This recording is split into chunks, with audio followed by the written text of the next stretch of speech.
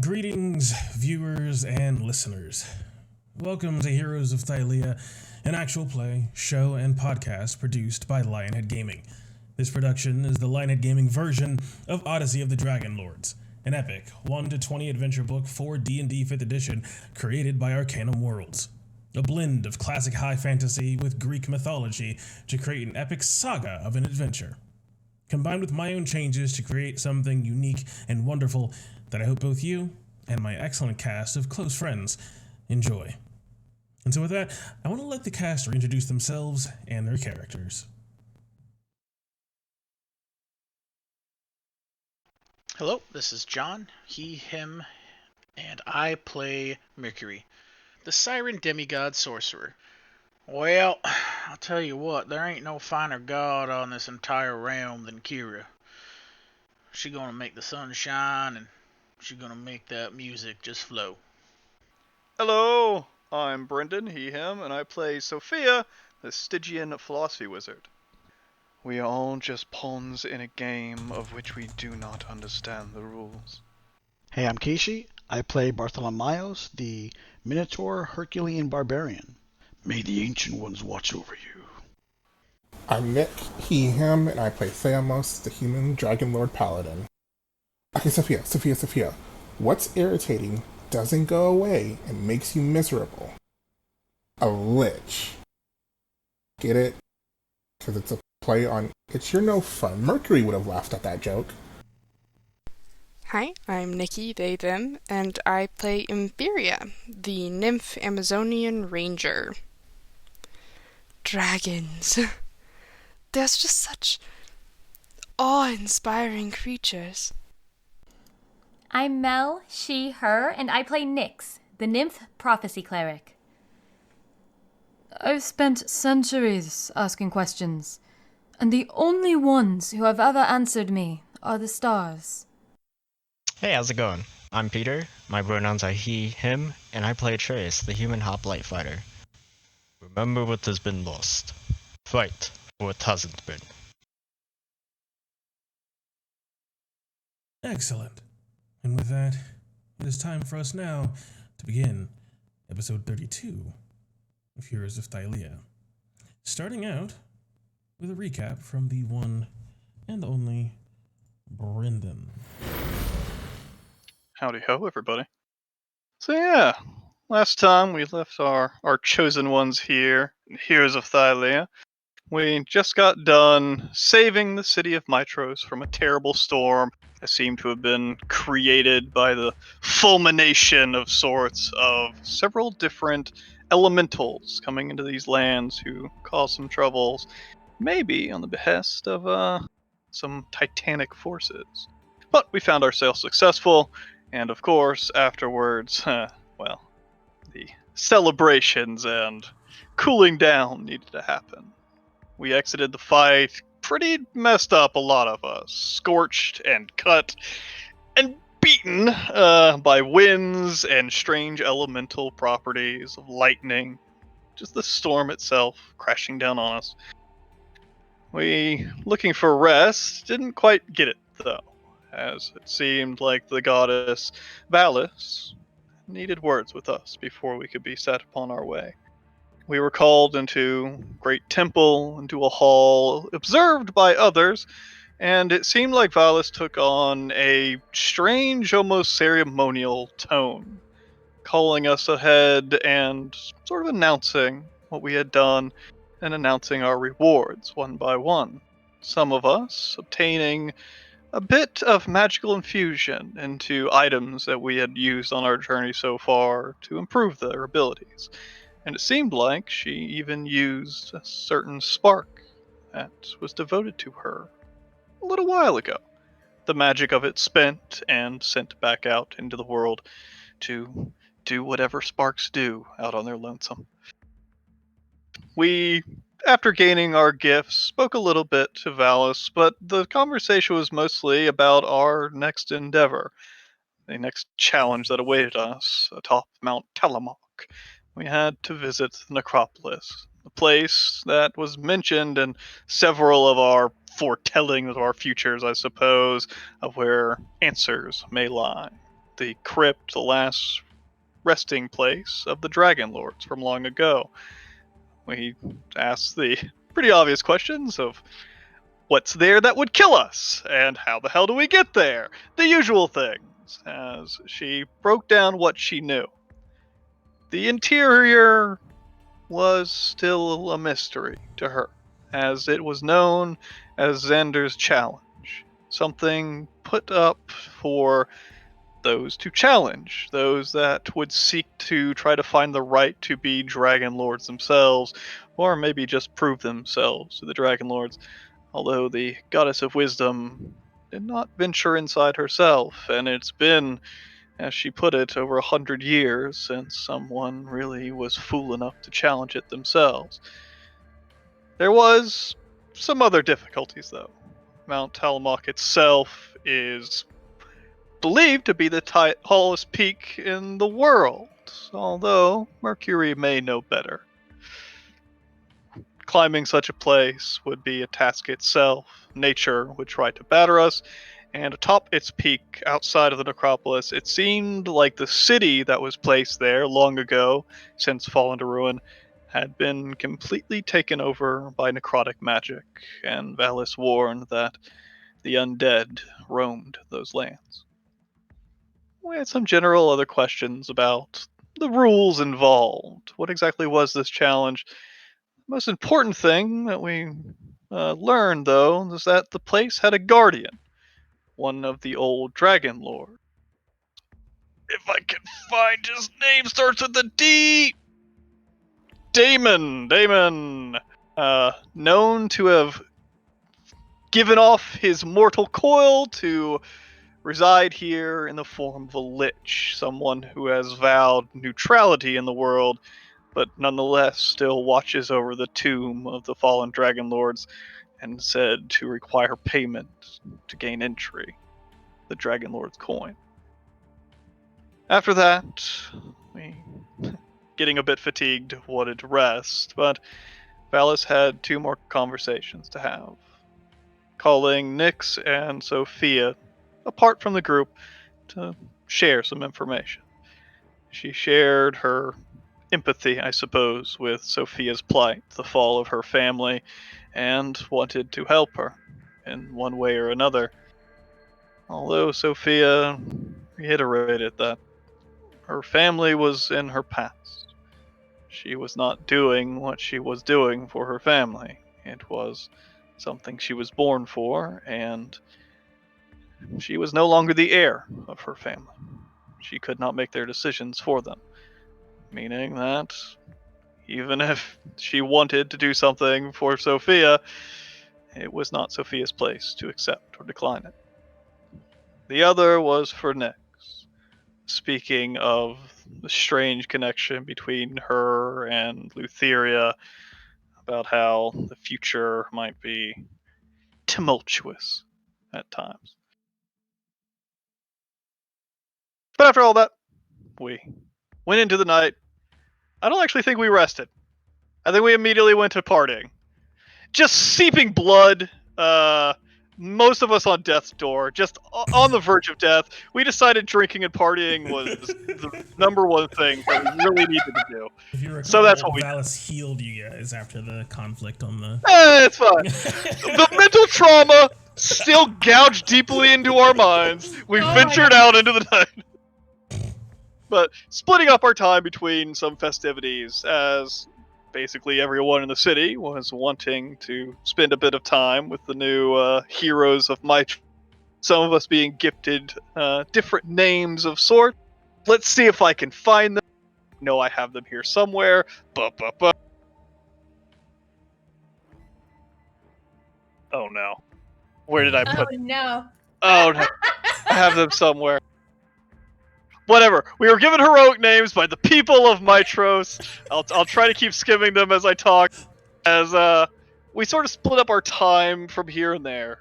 The common folk chiefly got Atreus' attention, although many of us spent our time just carousing with the common people to share the love of what we did in our story.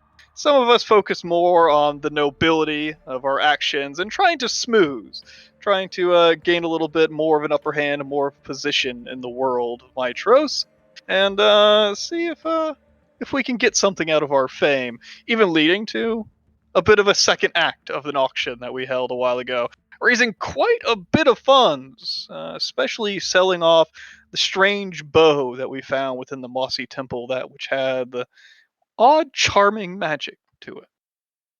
Other than that, some of us spent our time speaking with the clergy of the druidic orders in this town before, as the night drew long, we sort of reconvened for some plays, and after that, a presentation put on by Kira, the goddess of song and music.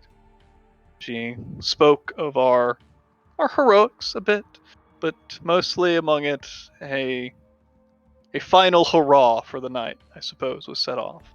As walking out into the bay of Mitros, a bit of magic was spread, and before long, lights shone from the waters, rising up into the sky and exploding in a barrage of beautiful lights that all of Mitros could see, to announce the success of the Chosen Ones and the safety of the city.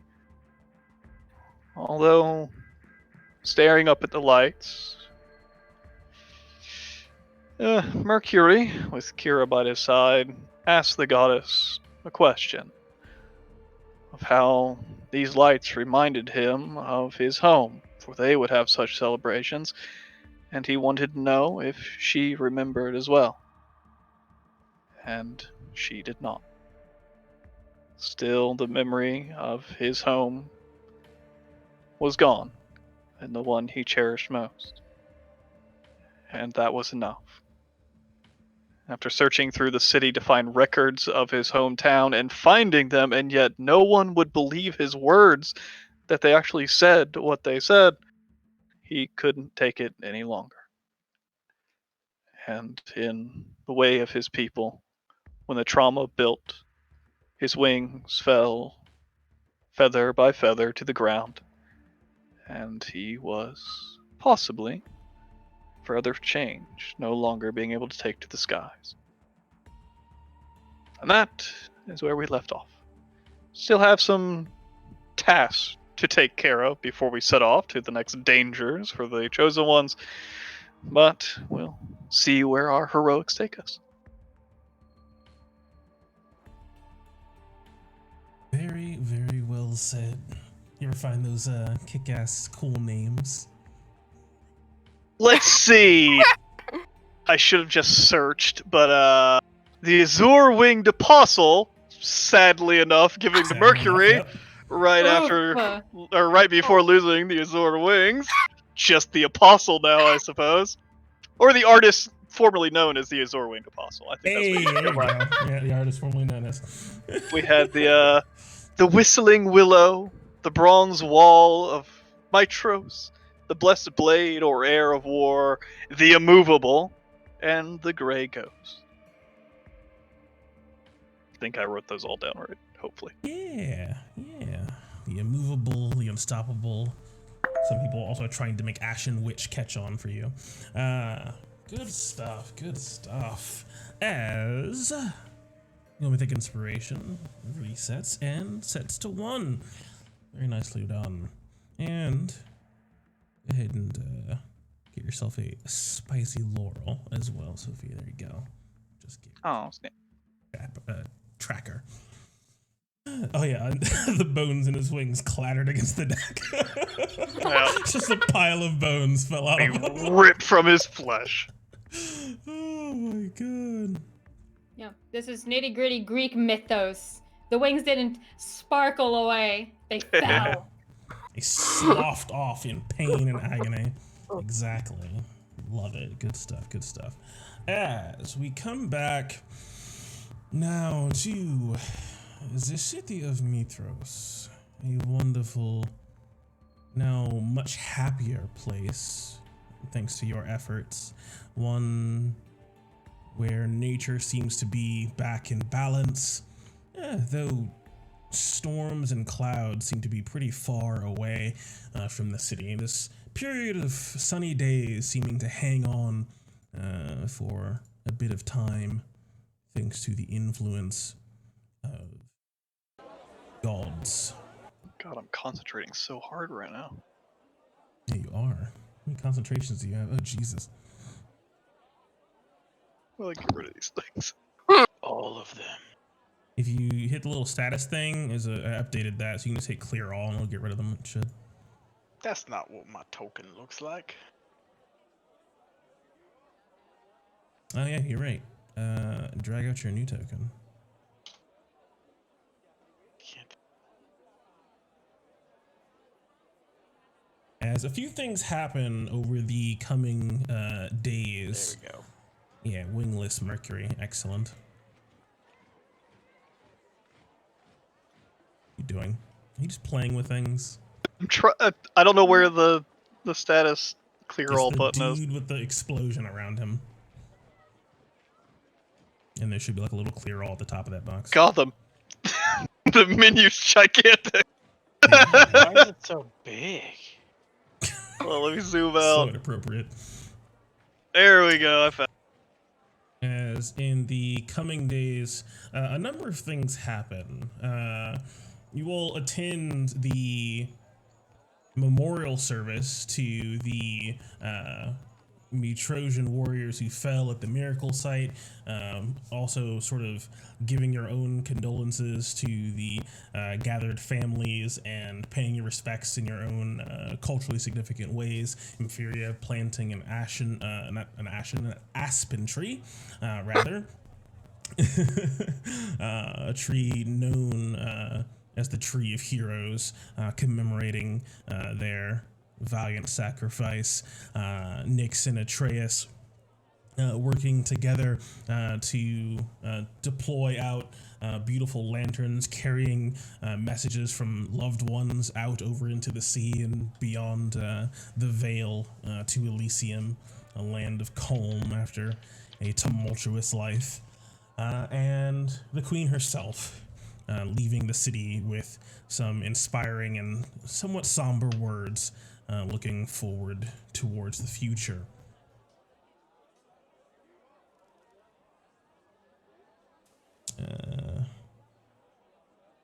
I've just got 2 spells running. I can't get rid of them. Oh no, there's 2 Sophias too. I click clear all and it cleared 2 of them, but I can't get rid of the other 2. Excellent. Well done. I just want to know why I can see the stats for some tokens I hover over, but not others. It's just a matter of like whether or not they're connected with you. Let me see here. Give me 1 second. Oh yeah. Yeah, like I can see Mercury's stats and Dardanus' stats. Most of Atreus. Is that It's probably for 'cause- you all? Or Sorry, what? what was that? I still heard The pop. poppiness. A little bit. It was Yeah, still a still little a crackly. little bit. What about now? There you go. That was good. I didn't hear a pee pee Blah, pop. blah, blah. Blah, blah, blah, blah. I think you're still a little bit. Say another sentence. Another sentence and another sentence, followed by Another one. a third Yeah, sentence. Still crackling. It's not crazy though. No, it's better. All right, than what it about was. now? There you go. Sounds good. Mhm. Say some more. Switch to the other mic. Ah, no, you're still crackling. No, still pop.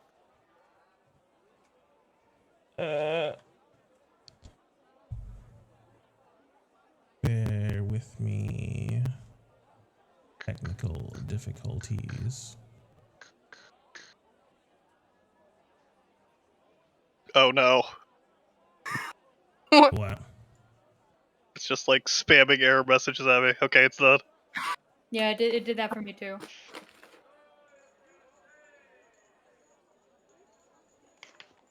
Oh, they're coming back. As in the coming days, a group of individuals that swore an oath to you a while back after you saved them arrive in the city looking for who they believe to be their oath holders, the oracles chosen, and primarily Nyx, as directed at first towards the Palace District, because most people aren't super aware of where you're staying, Nyx. These individuals spend some time trying to find you in this huge city before Valis finally catches wind and directs them to the wonderful little inn that you're staying in. As Cleo, Dardanus, and Protagonia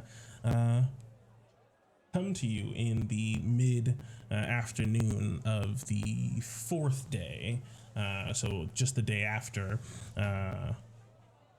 the memorial service throughout the city.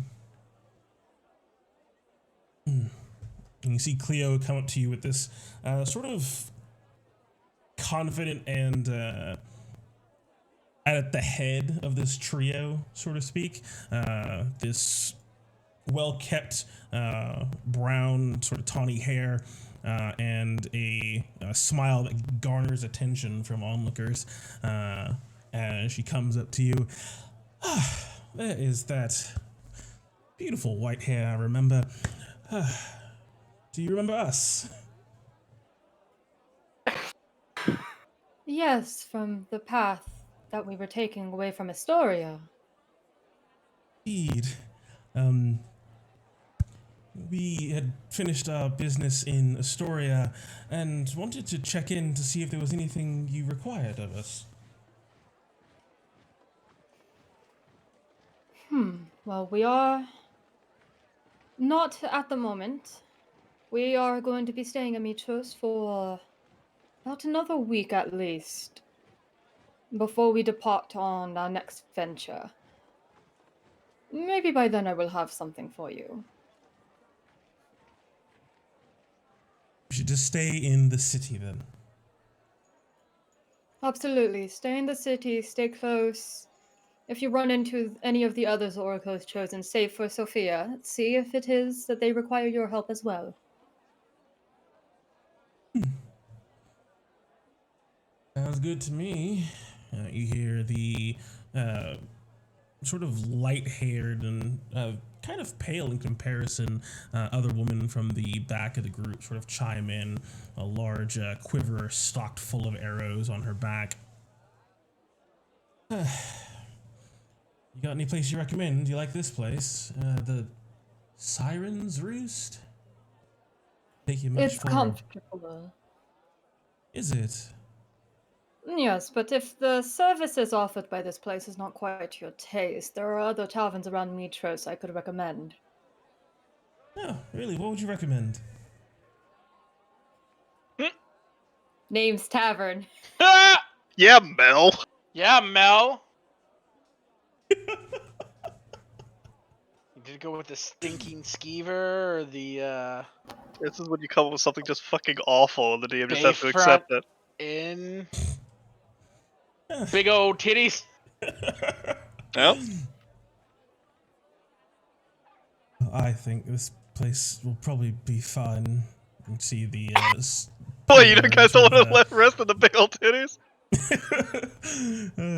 Dardanus sort of pipes up and already starts heading into the Siren's Roost, and you can see as he opens up the door and sees the clientele and the people employed here in their particular outfits and their commendable beauty. He noticed him hesitate in the doorway quite easily, as he just seems to sort of be caught off guard by what sort of place this is, as the Siren's Roost is one of the best brothel taverns in the city. Anything wrong, Dardanus? Nick has just like a slight... You hear him just like squeak out that he'll be alright, as he just seems to strut in, though hesitantly. Dardanus, as Cleo seems to follow in after him. As your little trio will lie in wait until called upon now in Mitros.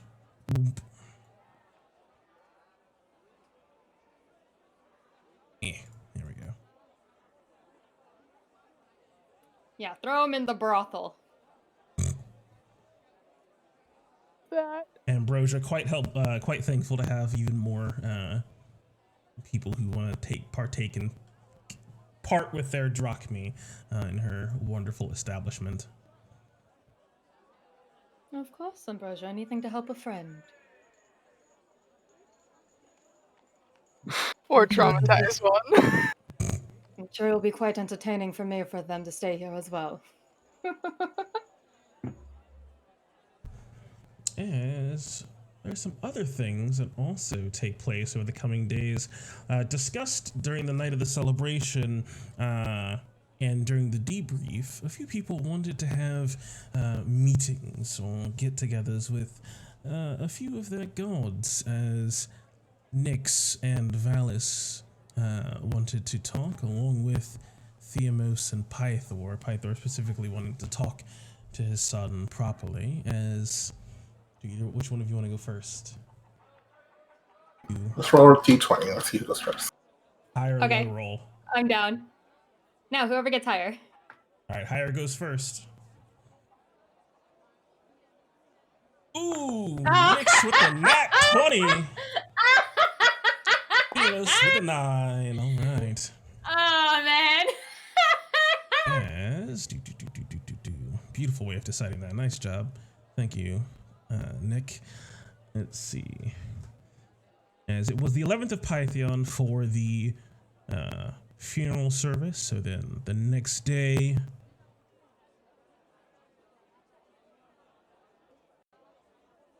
wealth, or when Cleo, Dardanus, and Portagonia get into the city, you all going about your various things that we hashed out in downtime. And I believe both of you set up your meetings on the 5th day, oddly enough. So, as we come to the 13th of Pythion, Demona.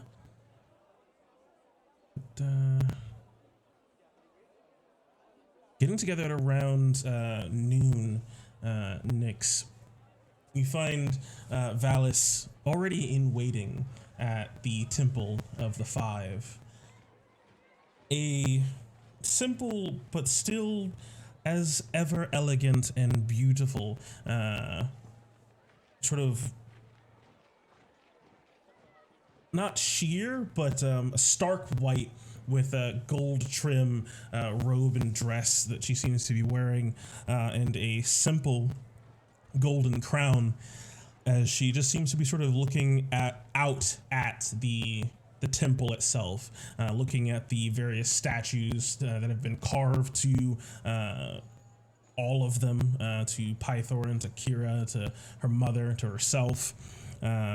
The simple but elegant, not plant life, what's the word I'm looking for? Like, when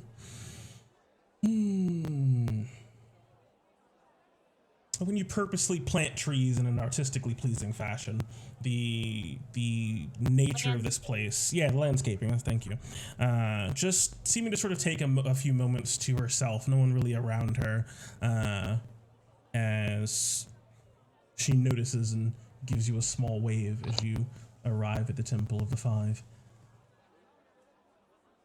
Was I'm there sorry. someplace else you hoped to meet? No, this place is appropriate. More than appropriate, I would say. Perhaps a room in the back, though. I do not want to interrupt the service.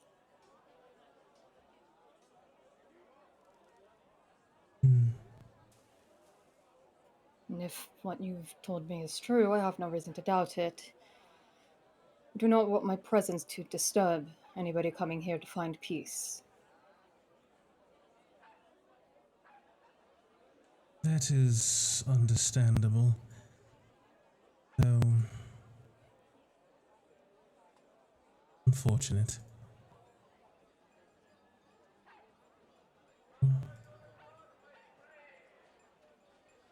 Yeah.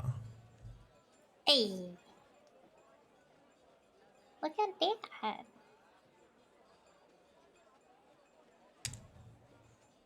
as Valis stands up and looks around the sort of the general area and goes towards the sort of main structure of the temple, going in towards the interior, away from the sunshine and fresh air, and going past collections of priests who are going about their duties and the like. No proper services taking place right now. She heads to a hall, just expecting you to follow. That sort of regality and divinity sort of coming off of her in waves, just the expectation without it even being really communicated. As you end up in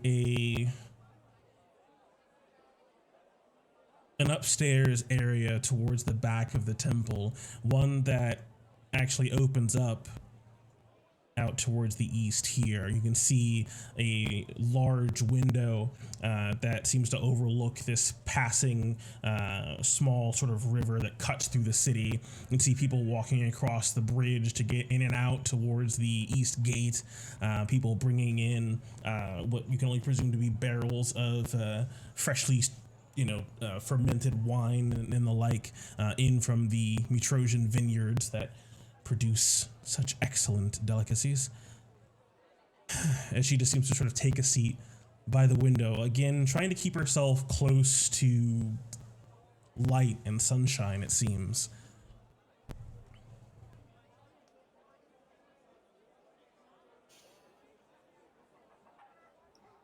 I've always been curious.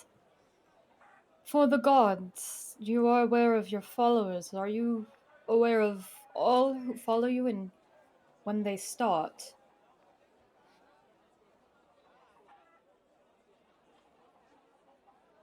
On an individual basis, yes and no.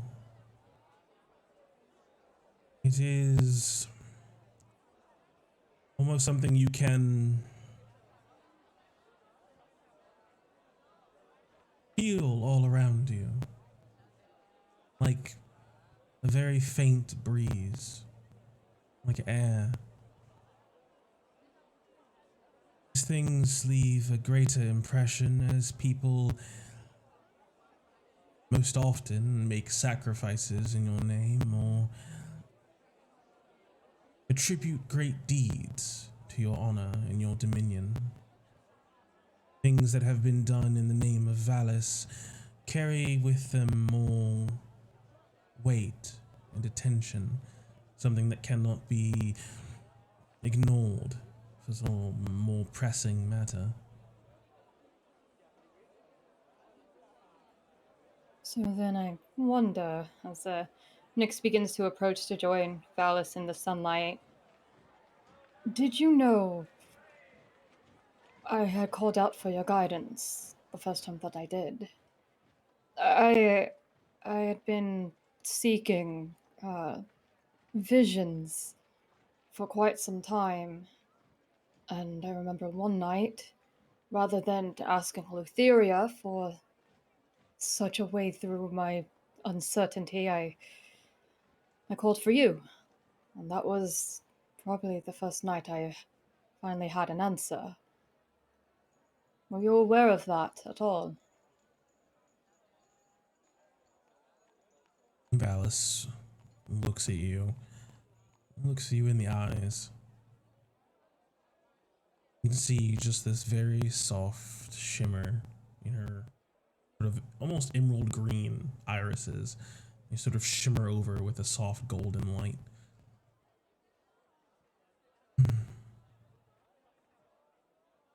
You are unfortunately inquisitive. But it is the duty of a good teacher to answer all questions.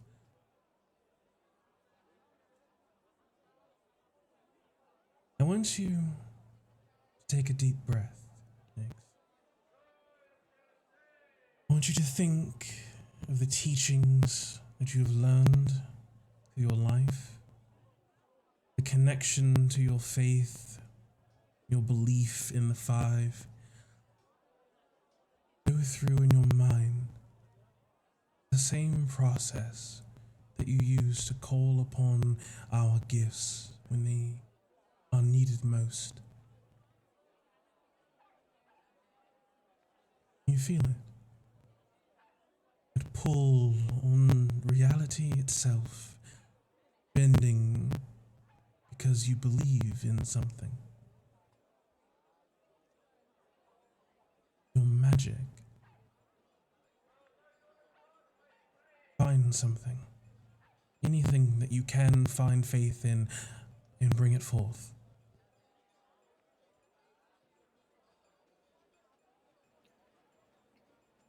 You say my magic? Yes. And Nyx begins to tap into said magic that Valis is telling her to tap into. She just takes in a deep breath and tries to cast something small, a message, one that she had passed along to a very devout halfling a long time ago. Just a small whisper.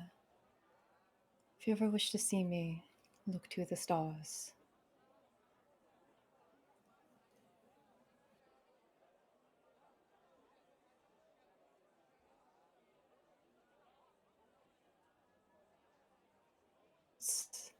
It's a familiar feeling. In a lot of ways, when I am praying, I remember sitting along the shores with a devout follower of the five, as he would tell me stories of these gods that seemed to have loved those who prayed and worshipped them. I thought he was insane. Deities are not kind to their disciples. At least the Titans never were.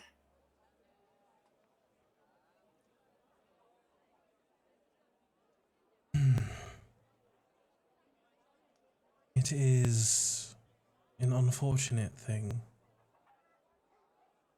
Your message has intentions, but ill results. I cannot feel you asking for my guidance.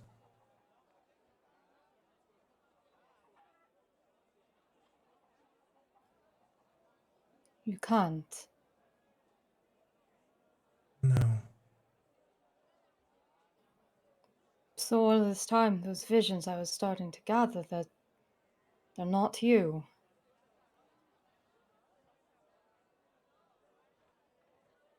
And if not you, then from where are they coming from? It can't be Lutheria.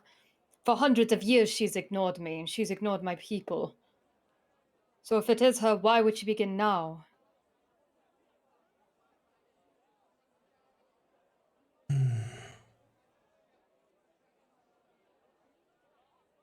See Valis sort of look out back into the city, concentrating for a few moments.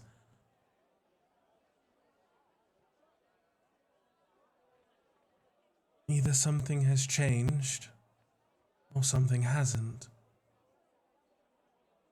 And things have been not what you wanted them to be, but what they are.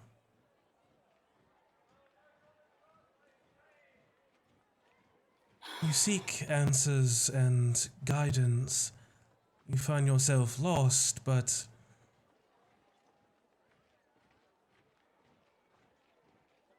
it seems like you are not granted answers unless something decides you're to get them.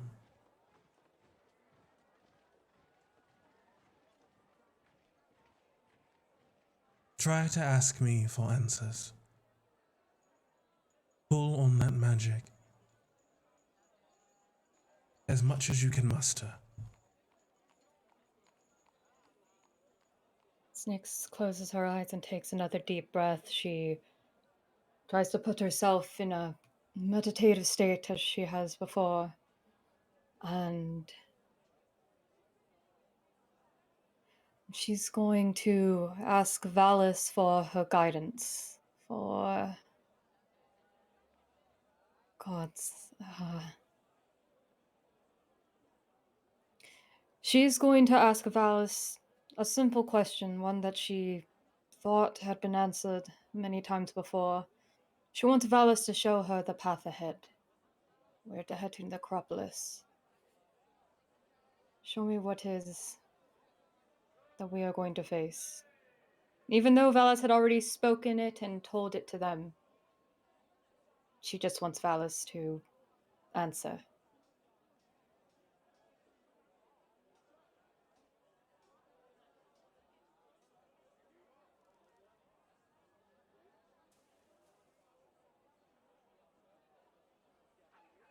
Is what you cast. Oh fuck, actually casting? I'm going to cast Spiritual Weapon. Just have my spear, almost like a, I guess like a compass, like a guide, appear by me.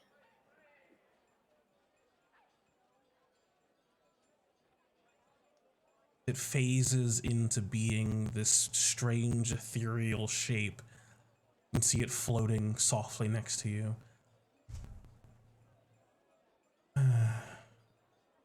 That is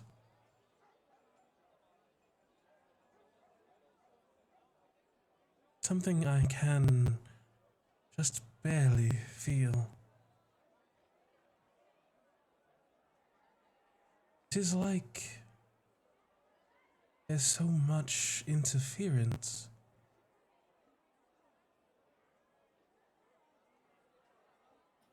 What do you mean Not- interference?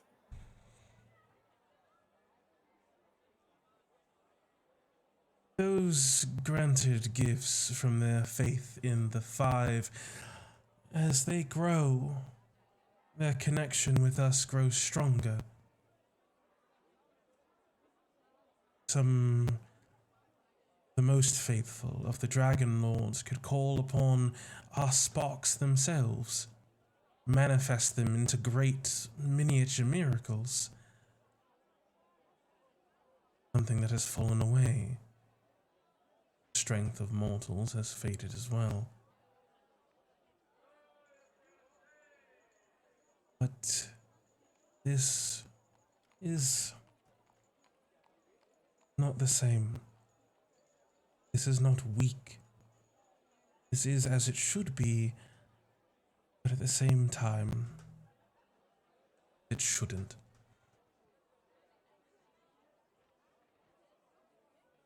Something is wrong, Nyx. That much I can be sure of. I would not leap to conclusions, because that is not my way. But seeing how everything else circles back to her cannot excuse the possibility. Thylea has her adherents. She has her priests. She has her faithful. They can call on the weave much in the same way those that worship us do. It is only the fates that have truly strange dealings with those that want to twist their threads. Titans and the Five are more alike than I am truly comfortable with.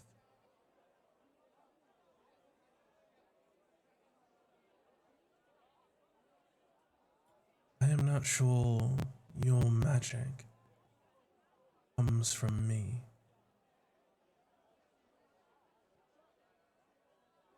The way that you look at the world, the way that you approach things, have wisdom. You have experience, determination.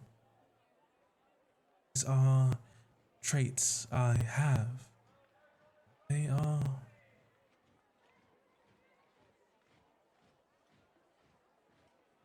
They are not that rare.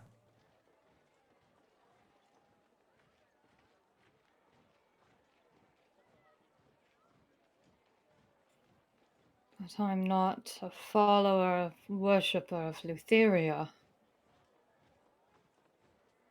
No. You are not ordinary either. That much I can feel just by sitting next to you.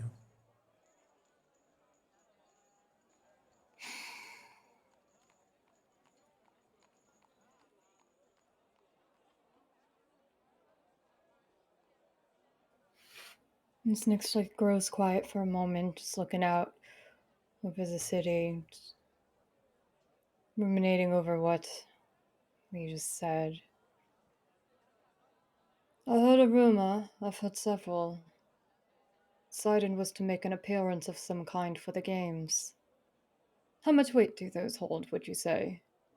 What would that mean if they were true?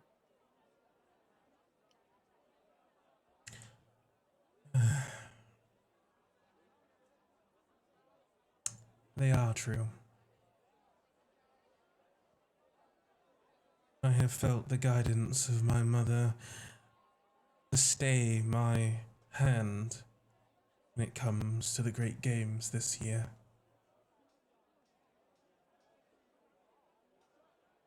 The oath of peace still stands. Sidon is not barred from Thylea itself. He can go where he wishes, as can those who worship him. It will mean that the great games this year will be more important. I'd wager more important than any other, save maybe the first.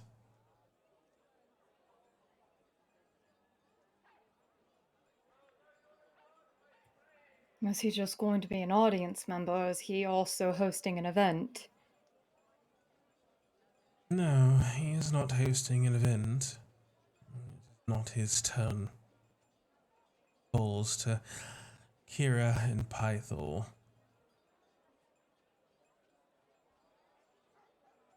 And of course Vulcan, but his is every time, so.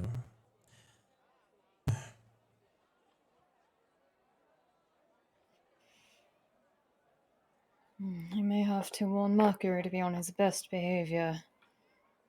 The man has a wrath against Sidon the same way I have against Lutheria. The moment he hears wind of this, I'm sure he would pull a blade upon him. That blade would be a lightning rod. It's like I said earlier, his hubris would be the end of him indeed.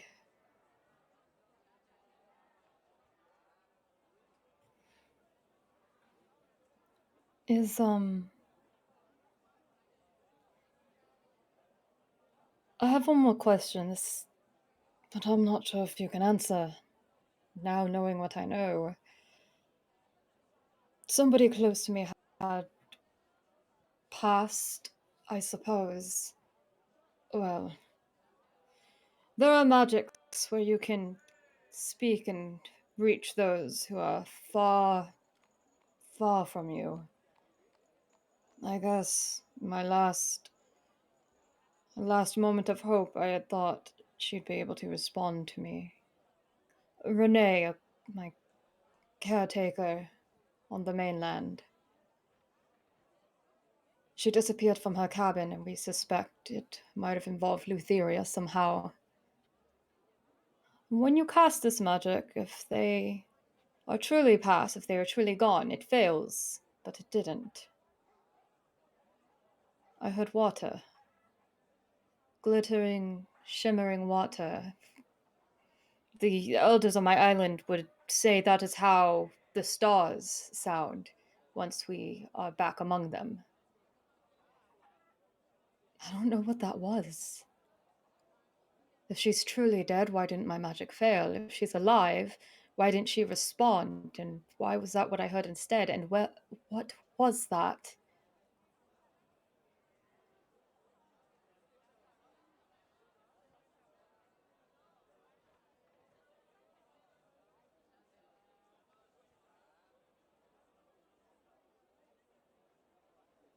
Valis? You see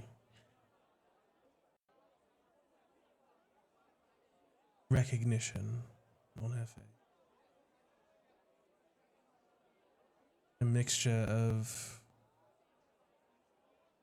frank frustration, also a quick shift, wanting to comfort.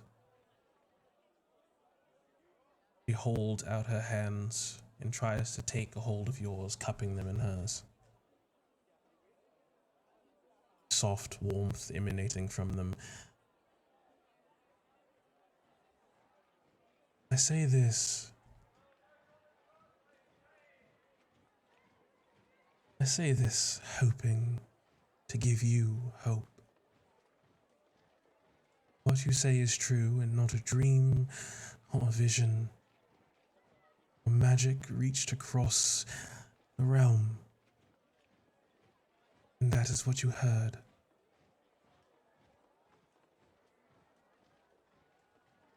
She is not dead.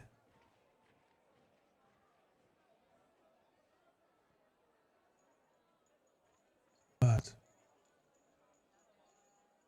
he is with Lutheria.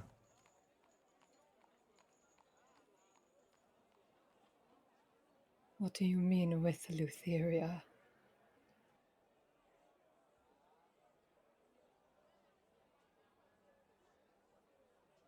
There is a realm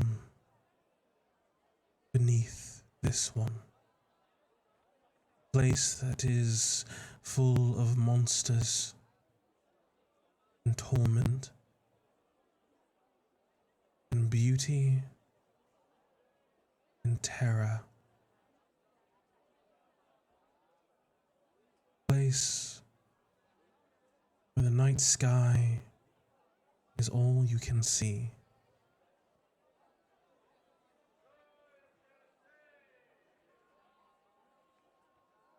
Carries you like a strange water, a black fluid glittering with stars.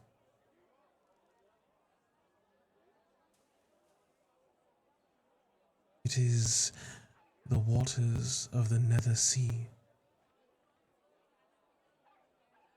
the realm of Lutheria herself.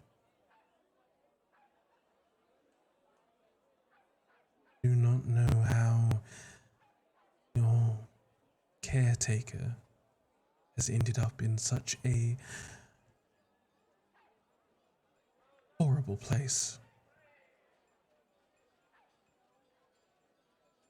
It is said that it is guarded by one of the oldest monsters of Thylea, destroyer of ships, ruiner of men and sailors alike. Don't know how it's possible.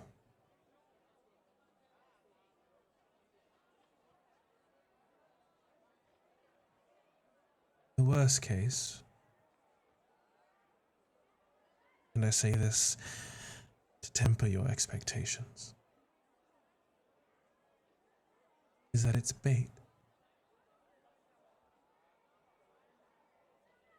Lutheria knows I know of the Nether Sea. She presumably knows of your faith in me. In considering all things, Renee could be gone.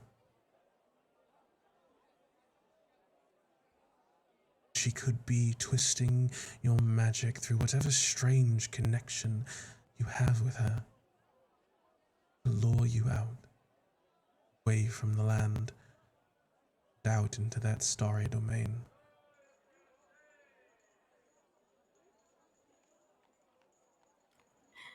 Damn her.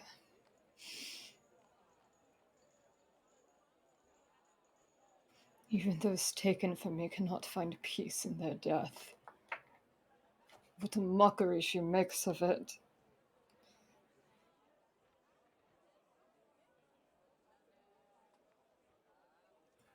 And Nyx's hands begin to shake in Valis's, but she's trying to keep her composure in front of the queen. Okay to cry, Nyx. You have been through so much already, and the Oracle has only predicted more for you. You are not a high and mighty bearer of a divine spark. You do not have to keep your composure as the mortals look to you for answers.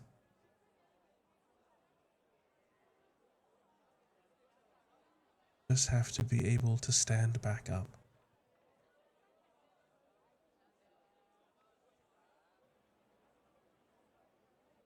With that, a single tear begins to fall from Nyx's eyes, and then another, and another, as her hands still shaking, but now she's gripping on to Valis's a little more firmly.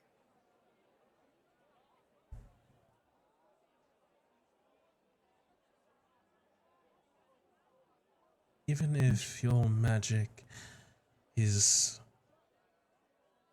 strange twist of normalcy, even if I cannot offer you guidance, call for me. I will speak with you, Nyx. I can offer you guidance like this. Not let your faith waver. Even if it does not embolden your spells and protect your allies, it is still your strength.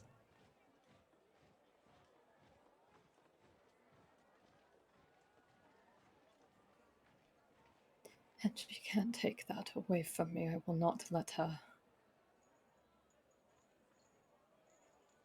There's that fiery determination.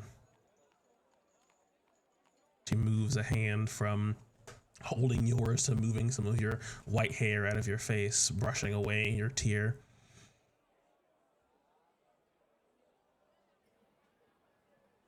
Thank you. I cannot say it will be all right. It'd be unwise to promise such a thing. But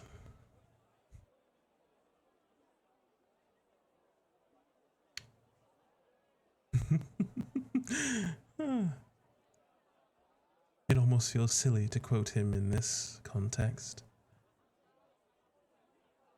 As Xander would say, it could certainly be worse, and that would be more fun, wouldn't it?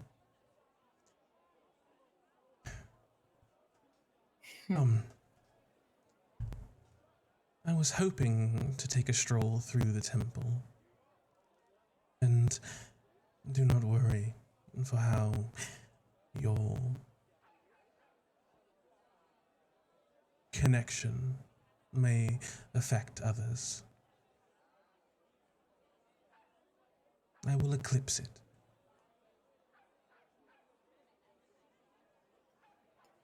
Thank you. This place has brought back so many memories for me. I hope you do not mind if I share some stories about probably one of the most devout followers of the Five I knew in my lifetime. You might have heard of him. You might quite like him. I certainly did.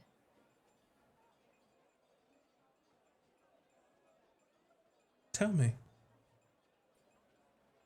His name was Azarios. He washed up upon my islands some time ago. I was the only one who tended to him. The rest of the nymphs were cautious. They believe it was because they helped the dragon lords that also were shipwrecked on our islands. They thought Lutheria punished them by turning their children into stardust, and my mother's as well. But looking upon him at the shore, I couldn't leave him there. What would my mother think? My mom would be disappointed. I couldn't disappoint both of them, even in the afterlife.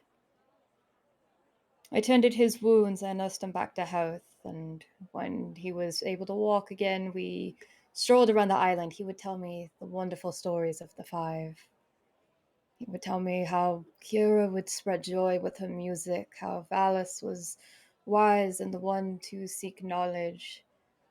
He would tell me the wonderful stories of Mitros herself and Pythor and Vulcan, and like I said, I thought the man was out of his mind.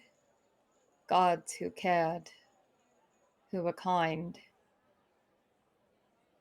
But sure enough, after we came to the mainland together, he told me if, in just one moment, if I feel like the Titans have failed me enough, perhaps it would not be so bad putting my faith in the hands of the five. I heard so many stories about you from him, I thought, why not?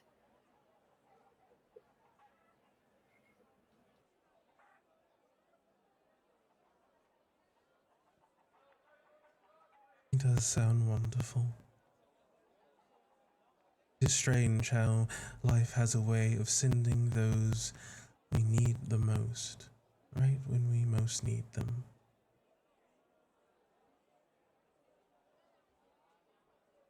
Not help but see your allies in the oracles chosen much in the same way. They do not feel that same aversion to your connection. And it is a glimmer of hope for me, for you, that is the case. You do not find yourself ostracized from them. You are integral. And your wisdom, well, I'm sure it will save their lives more than once. It'll save theirs more than I save myself, that's for certain.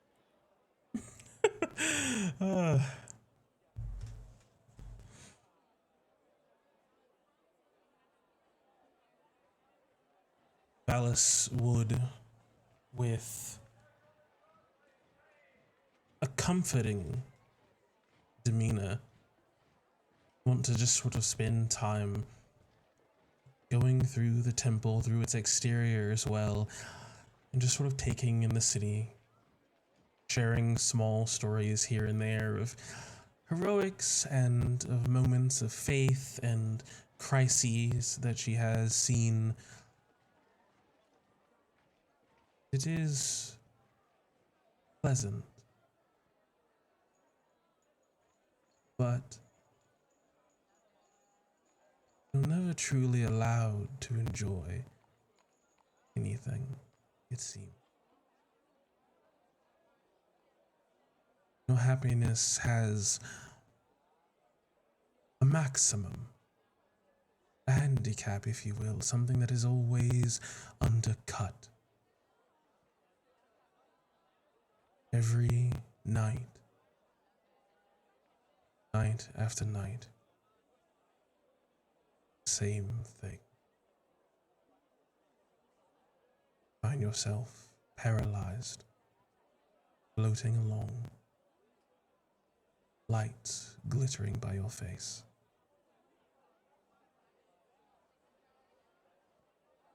Seems like it never ends.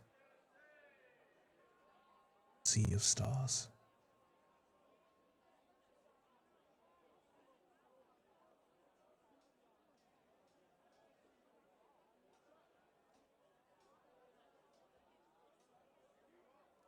Estheamos,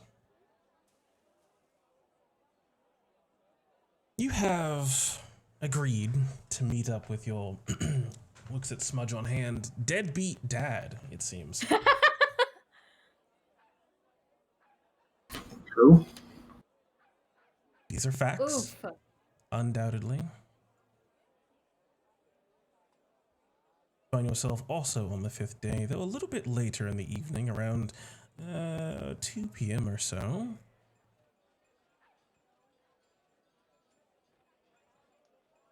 Now 2 days after the memorial service to the brave me Trojans, you head to meet with your father near the western gates of the city. Let's get you out of there, get you out of there. Where's my main man, Theamos?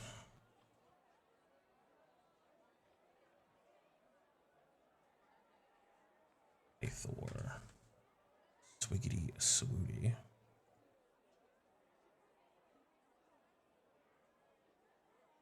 Theamos. Big goofy boy.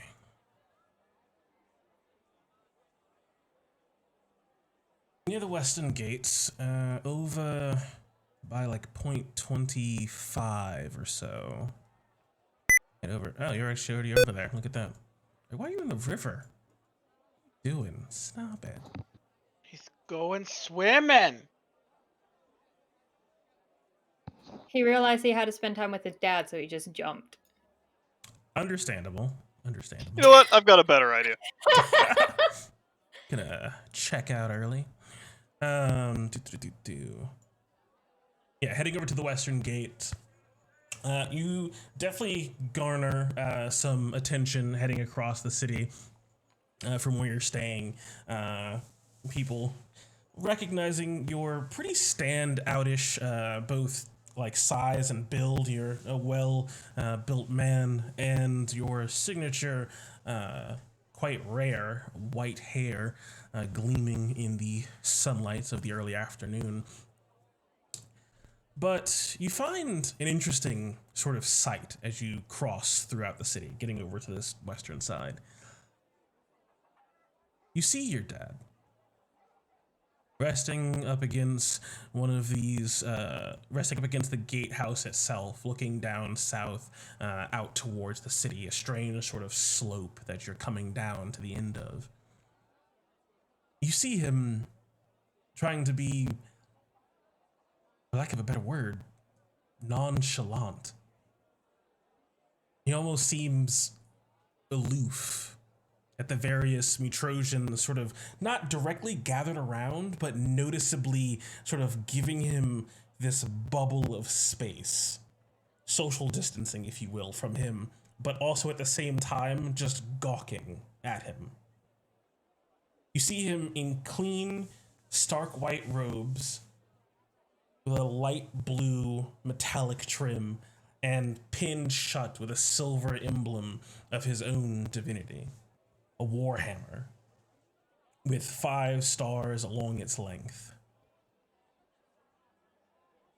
You see a simple bronze laurel crown atop his head, and he is looking towards the sea. Sunlight glittering across his well-kept, now, and very well-brushed hair. Weird. For the first time since you finally met him, Dad actually kind of looks like a god.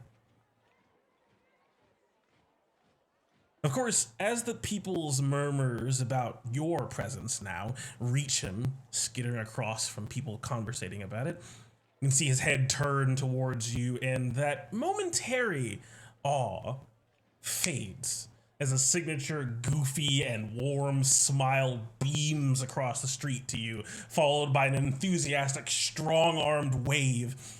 Son, over here! I'm here! Come, can you see me?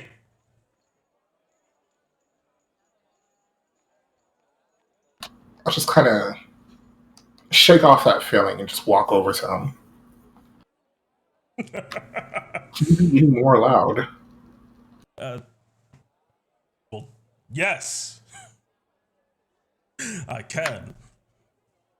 Can you You not weren't hear me? supposed to answer the question. You weren't supposed to answer that question. Oh. Well, I hope you are well. I hope I didn't pull you from anything too pressing, Mr. What was it? Heir to war. Not really. I'm just. What am I doing right now? Crafting. That's it, really. I mean, I guess I could take a couple more days off. Still have 75 days. So another math 9 days before we have to leave. Yeah. Don't find yourself locked up in a workshop like Grandpa. That'd be a shame. Everyone likes to see you. I like to see you. As you can see, just this sober joy seems to radiate off of him. Come. It's a short walk where I wish to go. As he just starts to step, leading out of the western gate onto the road. The large walls of Mitros give way to a short bridge, another gatehouse, and then quite quickly, just sort of suburban residences and farmland. It's a gorgeous day, and he seems to sort of walk at a brisk pace, but slow enough to still talk. So where exactly are we going? Down to the sea. I find it's refreshing to talk with fresh air, and I have a love of the water, I must admit. I did lose you after our short chat during the celebration. Did you have a good time? Hopefully not too good a time. What? No, see, I have some self-restraint, unlike some people. Fair enough. The whole city feels like it's still reeling from your group's heroics, and, well, rightfully so. It was truly well fought, son. I wish I could have gotten in there with you. I'd given that Yan C something the old 1-2. It's a weird dichotomy. Because what Pythor says almost sounds like a washed up high school quarterback. But as he mimes out a quick jab and what would surely be a jaw-shattering uppercut, you can see the air condense around his hands in shockwaves with the speed of his blows. There's a lot of power under all of that goof. Jesus, you sound like you're old. I am old. But I mean, but like, what is old for a god? You can ask Vulcan. I'm sure he'll have some wise, barely understandable answer, like he's had for most things I've wanted to know. You can see him sort of pivot now on the road, and it cuts sharply off of like the main road that leads out to like more houses and farmland down towards the beach. A small sort of trail. You can see like various sort of like like beachside foliage coming out of the dirt that quickly turns into proper sand. And you find yourself descending down a rather large sort of cliff, much like the one that framed the ruins of the Temple of Mitros that you had to go down those stairs to get down to. And in short order, you're on a beautiful golden beach. Cerulean waves break softly upon its shores. You can see your dad just sort of looking out into the water, his hands on his hips, just, good. Kicks at the sand for a little bit. Nice and empty. So, are you planning on entering into the Great Games? It sounded like you all were interested, if my sister's to be believed. No, it sounds completely unnecessary. Of course I'm going to enter in the fucking games. I'm going to win every single one of them. Really? That'll be good to see. Well, they are sure to be momentous this year. Myself and Kira both get to put on special events this time, in addition to the normal challenges. You are entering into the Pancration, right?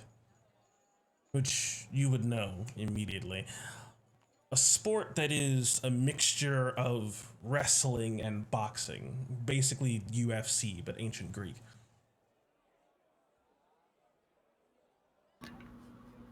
Are clothes optional?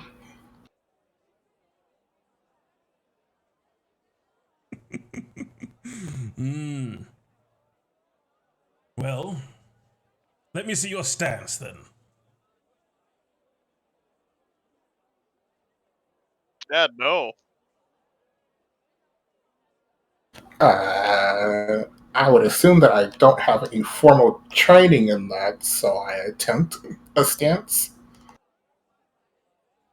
Generic, I don't know what I'm doing. I'm gonna fight stance. Not bad, not bad. Though it's a bit too shield forward. Yeah. It's a mistake not too uncommon with Misthios or a wise shield-wielding hero such as yourself. Here, it comes over to you. Bring your arm back a bit, and this one forward. And you gotta bring your legs down lower. There you go, lower your center of gravity. Yeah, perfect. You see your dad just sort of smile, not showing teeth, as you just sort of, you get the possibly startling notion that he's just had an idea as he takes a few steps back away from you, and then you see quickly, as though by reflex, he matches your pose. All right, show me what you've got. Knock me over.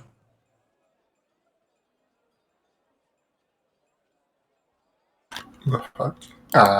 Sure, I attempt to knock him over. All right, give me an athletics check.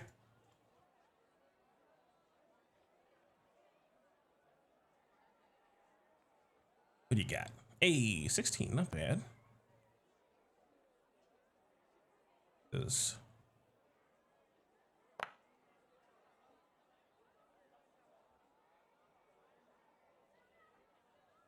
It's like you took a turn and just decided to run into the cliffside and expected it to move as you find yourself just sort of bouncing off of him and falling prone. Well, that's not going to work. Though I doubt your competition will be that strong. Yeah, I'm a demigod, but I'm not a god. I'm pretty sure there's no other gods in the competition. No, we can't compete anymore after the third games. But as Who did you kill? What did you do?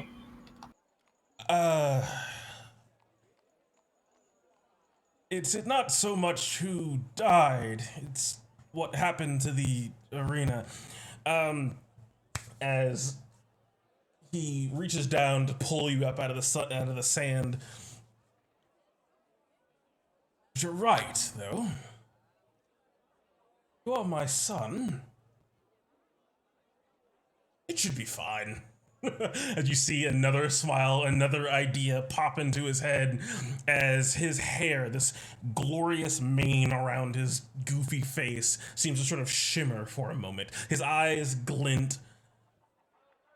And as you feel his hand holding onto yours, your hand unnaturally clamps down on his. Like electricity has run up your arm into your body. You can feel your heart behind your eyes, and the world just seems to just shift out of focus.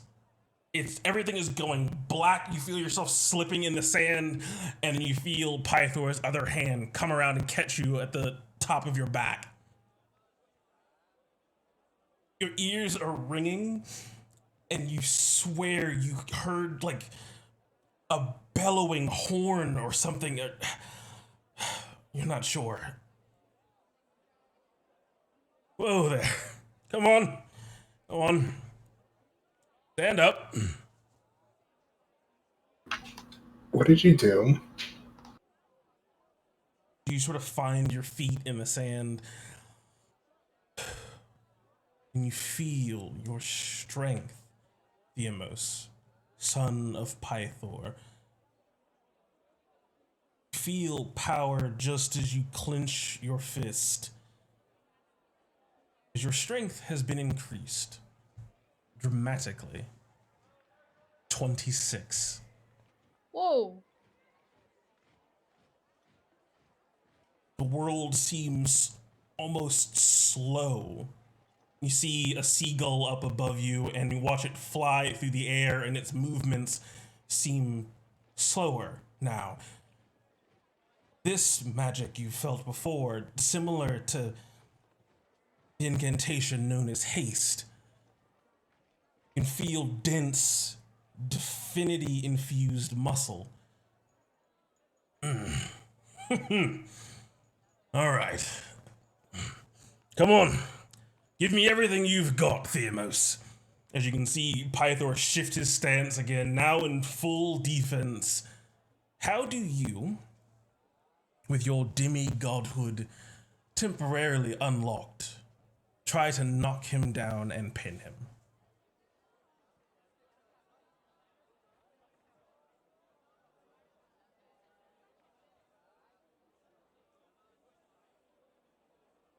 Thylea is going to take a few steps back just to get a little bit of wine up, and then instead of just charging him, trying to like push into his torso to knock him down, it's going to run at Pythor and kind of leap a little bit and just wrap his arms around his neck and just try to pile drive him into the ground. I love it. All right, give me an athletics check. Ooh, 25. Ooh, 24! As your arm clenches around his neck, you can feel his arm snap up to lock up against yours, trying to break the grapple just in the few moments that he has, and your momentum brings him off the back of his heel, down into the sand, and you can feel the impression that both of you leave in it. As looking around yourself, as the sand seems to sort of fall back down to the earth, it's been obviously displaced with the force.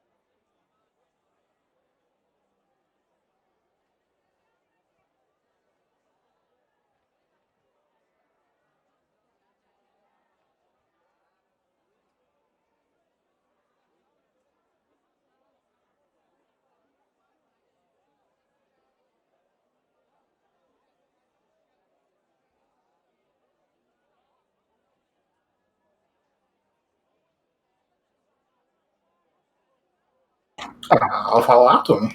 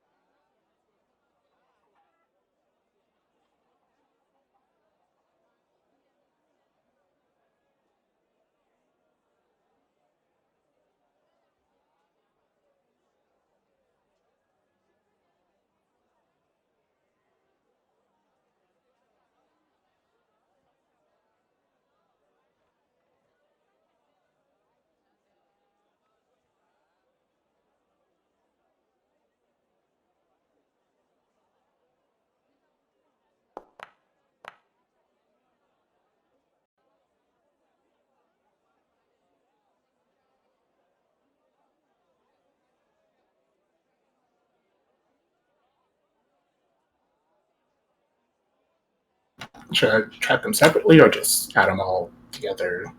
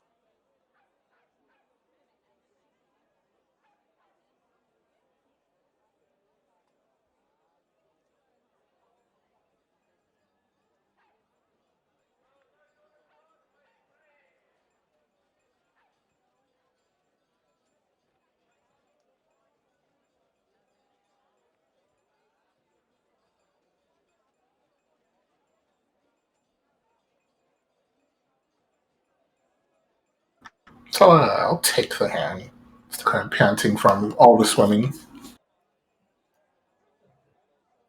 Jordan, there's no audio going through to stream. Now, dang it, I must have hit the button. Well swam, but a bit more to go till you catch up with your old man, huh?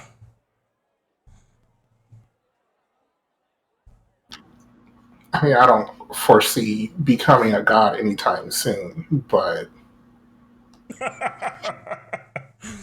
uh, you never know with heroes. Yes, coming up onto the island itself. It's a small, like, sandy shoal, or like just a little bank. Beautiful white sand and green foliage, and the water all around you sparkling with the sun dancing across it. But that's really not the main thing that catches your attention.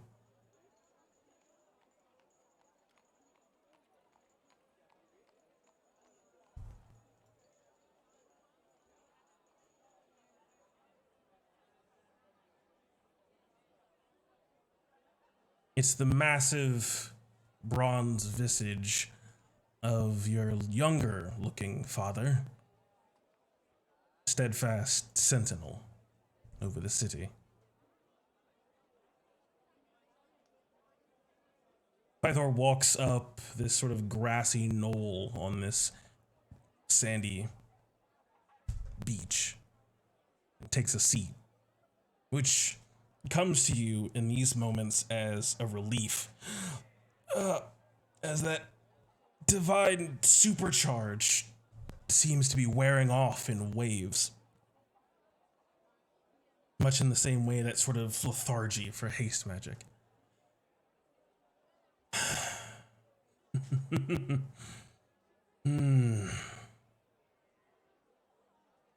This is nice. For a few moments, Pythor just stares out into the bay, taking in the scene. Slight smile on his face.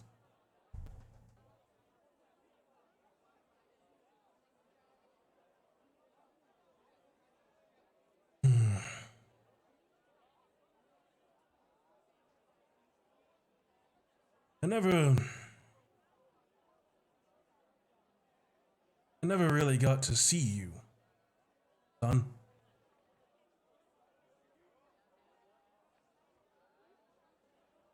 I remember the very last time I saw you. It was your second birthday. You walked all of 4 steps toward me before face planting. Getting right back up. You had some dust on your face, tears sort of welling in your eyes, but you wouldn't cry. Just took another step, another, before you collided with my leg. Tufts of snowy hair and cheer on your face.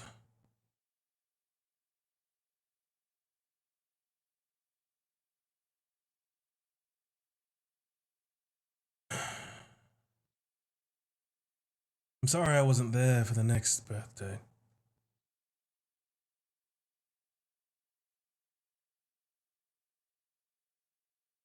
Sorry, my foolishness created this mess with Hexia.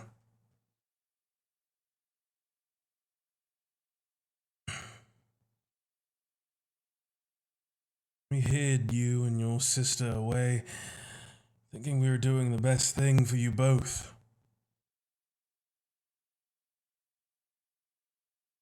We failed you. I failed you. For that I am sorry.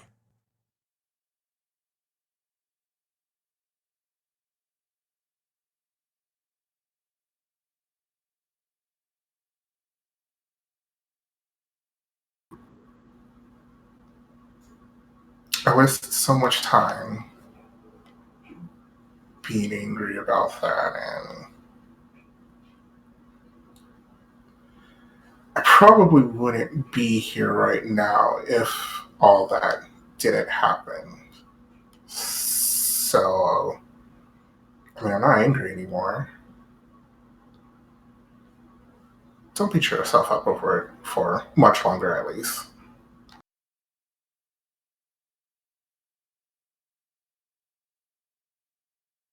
Just don't go back to drinking a lot. And then you'll make it up to me. It's a pat on the shoulder.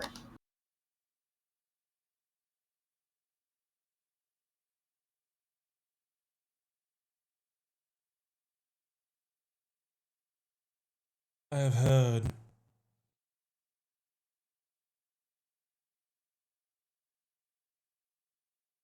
When I found out that you were alive, that sobering moment, you had so much on your plate, and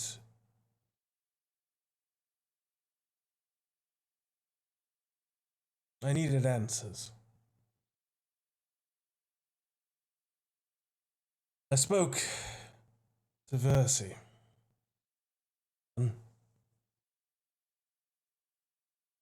needed to know what it was sent you on this odyssey in the first place. Why she saw you saving Thylea.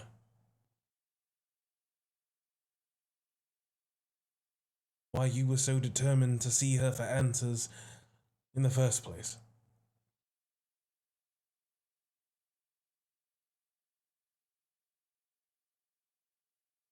She told me you were fated to confront Hexia.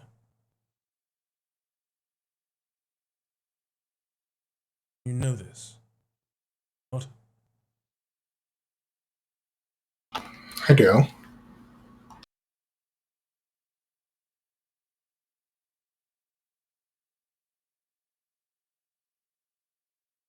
I want to be honest with you, Theamos. You are special. Not just because you're my son, but because of what your mother means to me.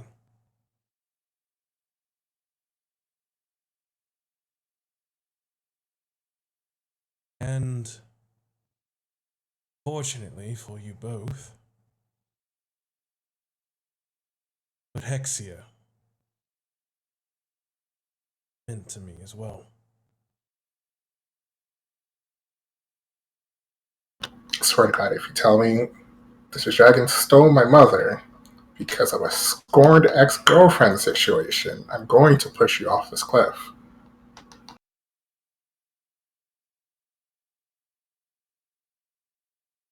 Tell you, I need to tell you. What you do with it, what you will.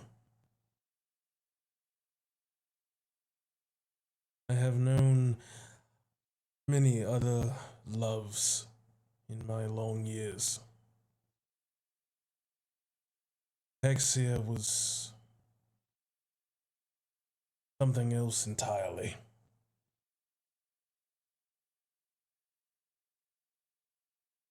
Prancing and cunning as she was beautiful. We five did not come from Thylea. Came from elsewhere. Not truly know the power, oaths, strict enforcement. Furies were a mystery to us. Something even the Dragon Lords spoke of as fables. Something they'd heard of from Geigen ruins but never seen.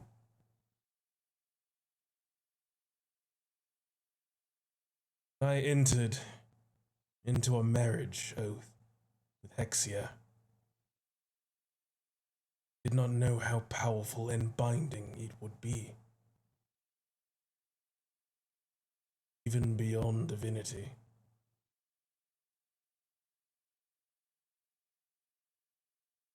I had to make sacrifices for the oath of peace. We all did. Cannot speak of it. We'll know when it ends.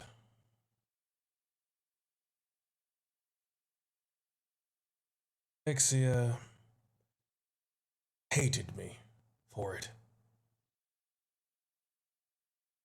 I was a failure as a man and as a god. She wanted nothing to do with me, but wanted me tied to her. Jealousy and pride. She has stolen away anyone she feels I love more than her. Anyone I would dare to marry.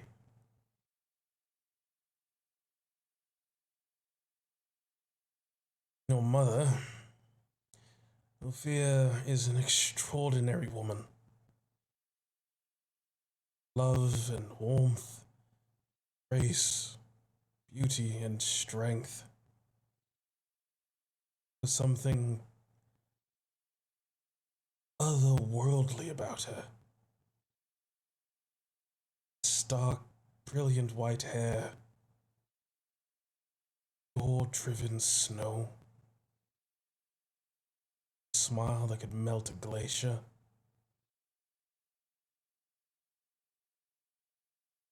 Close my eyes and think I can still hear her laugh. A voice that could get nature itself to dance and laugh with it.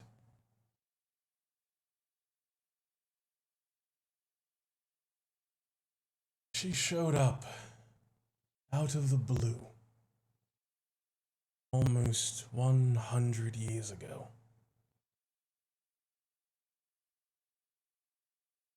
I've been in love with her ever since. It'd take me almost 60 years to get a first date.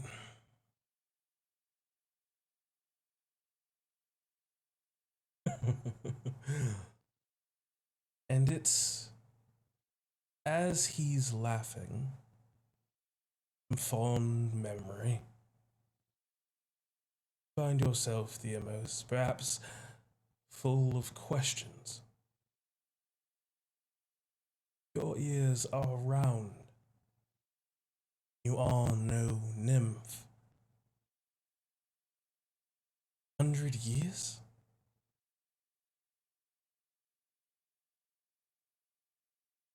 Don't remember anything that would make that make sense.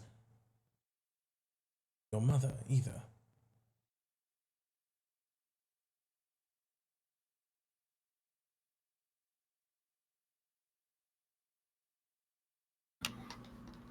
Alright, so I'm not going to push you off a cliff, but I do have a bunch of questions right now.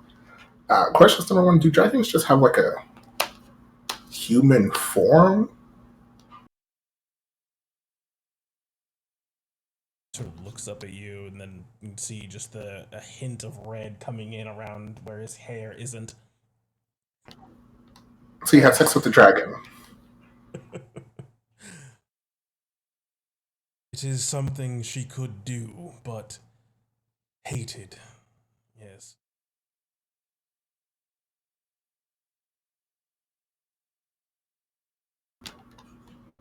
I'm just going to file that away for questions for, never. Next question. 60 years for a first date? Pretty sure I'm half demigod, half human. Yes. It is strange. As far as I could tell, Thylea was a human woman. And it was most peculiar because I'd known, loved, and mourned mortals in the past. Thylea did not age like them. Alice thought perhaps something was different this time, but I honestly feel like she was making fun of me at the same time. I wasn't really sure. She likes to lord her intelligence over everyone else. She was telling me that she thought my divinity was somehow being shared with her. Calling it true love or something. Sort of seems to just sort of mumble the words in an almost juvenile embarrassment. So my mother's not human-ish. But Valis never actually told you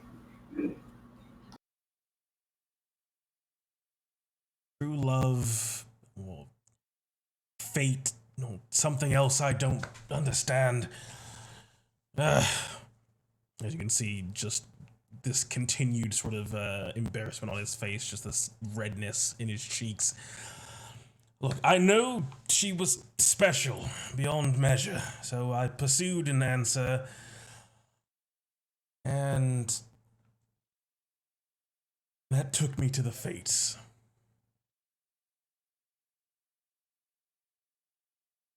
They are wretched in their way,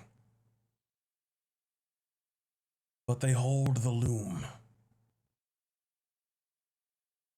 They could weave a new fate for her, and I would not lose her. The price was high. I would pay it. Do anything I could for Ophia. And they gave me an oath that if I could love Ophia truly and hold no love in my heart for Hexia, for as long as your firstborn can be called a child, the Furies will nullify your oath to Hexia.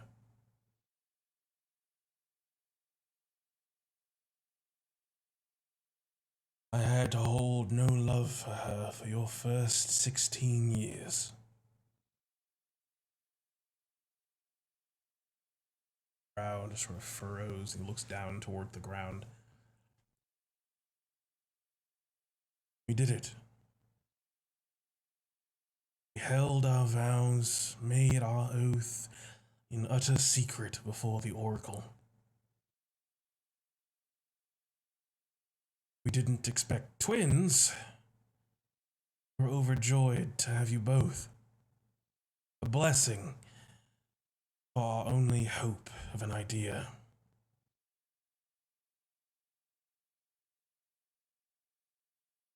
Something my mother always told Vulcan during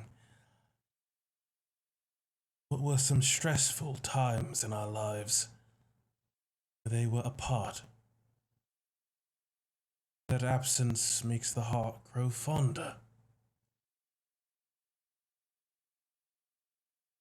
With each of us raising a bundle of joy that would remind us of the other. Making sure not to see one another, only to write to each other. Letters and letters. Would send little sketches of Honora. She would sing to me and you. 13 years. Made it 13 years before. Pythor just seems to sort of go silent. Massive bronze colossus. Looks at you. Redness in his eye. Cold, heartbreaking gaze to them. Pulls out a shiny, golden apple gripped in his hand.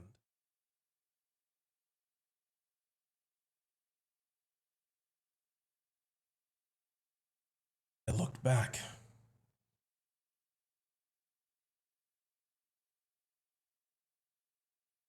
Pulls the apple out to you.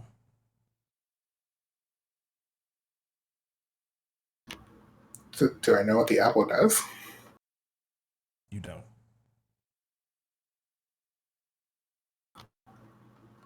My dad won't poison me. Sure, I'll take the apple. Am I supposed to eat this? You just see a very subtle nod. I'll take a bite. Constitution saving throw. As it is overwhelmingly delicious. And everything around you just seems to go yellow. No, gold. Reality itself falls away. Blink. You are in the past. Taken to a moment in your life where you felt true, pure happiness.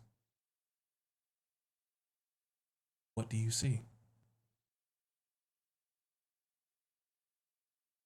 You come to a scene of Theamos just kind of wandering through the mountainside. No one would really know, but he would know that this is just after he lost uh, not his mother, but the only other family member he had before. He found Pythor and Honora, a minotaur by the name of Vitalis, who, much like many other minotaurs in Mitros, was technically a slave, but not like actually a slave through the loophole that Mitros uses. However, he was missing an arm from birth, so he wasn't particularly useful to many of the slave traders. And so he was thrown away and found by Theamos' mother, and was basically raised as Theamos' brother, who was the only other person that made Theamos care about another person other than his mother. So he later lost Vitalis in an attack from some strange cult, maybe even the cult of Poseidon, that was trying to kill Theamos. So after that, Theamos, losing two people in his life, was just kind of wandering aimlessly. He came around to this little rock. It was strangely smooth, and he just held on to the rock. He was going to call it his pet rock, the only friend that he could have, and carried that and just sitting there crying. And then there was just a bright light, and then he looked back at the rock, and it was completely white with just these red dots on it. Really surprised, they almost dropped the rock, and it broke like an egg. And then there's Damon. It's a little pet familiar pseudo dragon.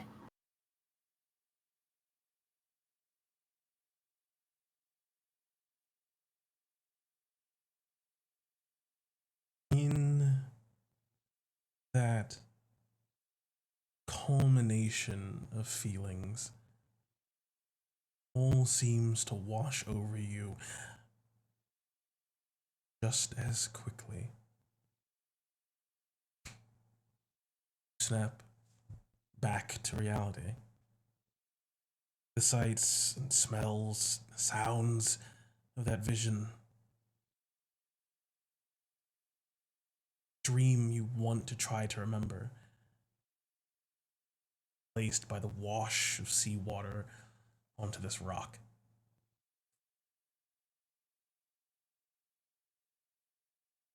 And Pythor's face, watching you intently, trying to gauge.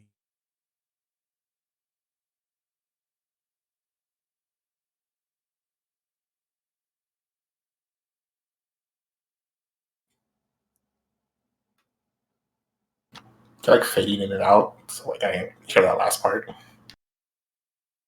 Oh, I said, and Pythor trying to gauge your reaction. See, they almost start crying, but he holds it in. He just kind of holds his hand out, And that same egg just kind of forms again, and he resummons Darius from his little pocket dimension.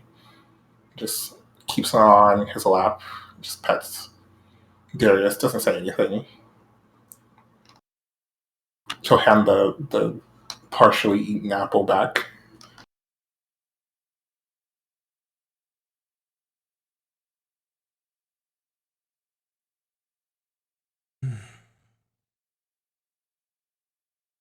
It was foolish of me. Assume that my mind and my heart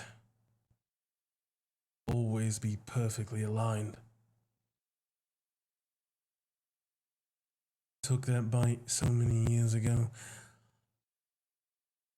with the hope of a memory with Ophia I'd seen many times before. Instead, I remembered Hexia. And in that moment of weakness, all the protections in place fell away. Undoubtedly, the fates told Hexia of what happened, and in short order, everything was.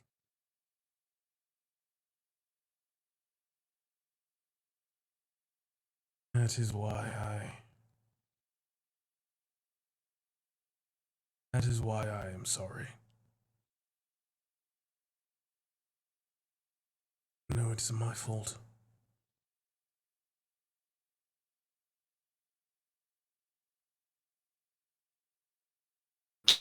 They also look up at Pythor and just give him a slight smile, just saying, "It is, but I'll fix it. My mom would probably not want me to be mad at you forever, so I'm not going to. And then I'm going to fix it, and then we'll all be happy."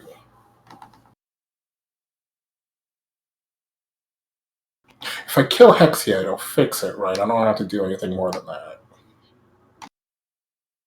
Certainly hope so. Put this to rest.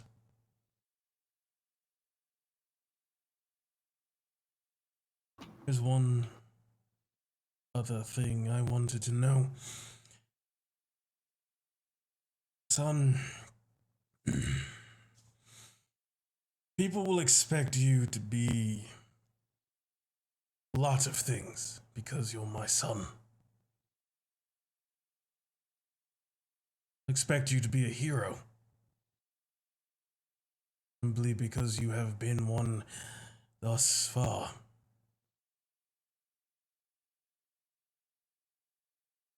You want that. You want to be immortalized in the stars. Remembered for ages to come. Be an inspiration to children who may never have even been, if not for your efforts.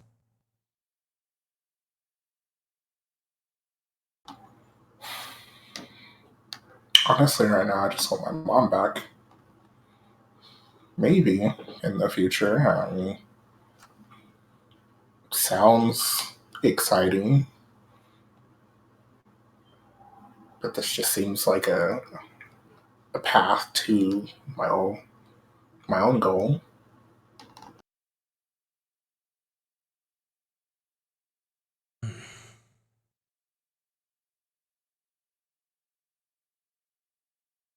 What people wanted me to be.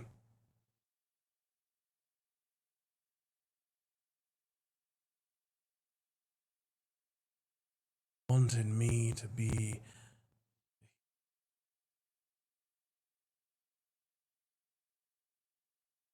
a long time I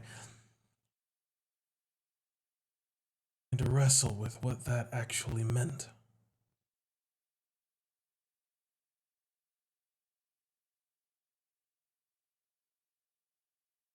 And then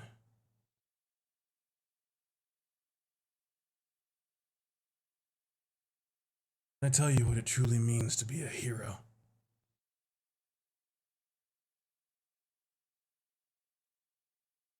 Anyone who has the right to be called a hero, not the one that takes up the blade, the one that raises his shield, even the one that heals the wounded. It's the one that truly risks his life. Called a hero. Protect your friends. Save the helpless. Face danger. It doesn't matter if you fall or fail.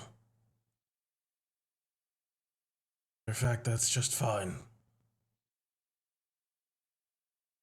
Cry your heart out over it.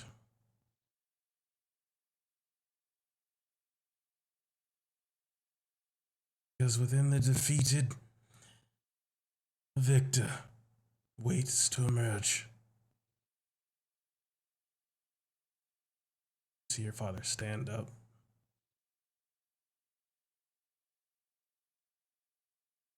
Things you desire burn within you. Stay true to your wishes. Cry out your desires to the world.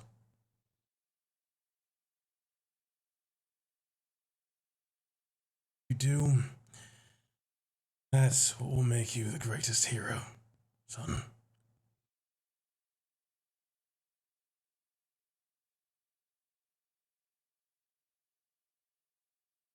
I feel like I already do that every day. Don't waver. Look back.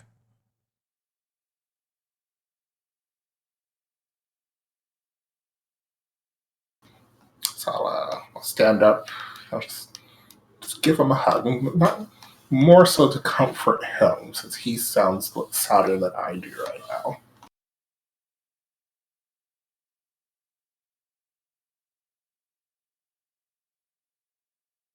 Turns the hug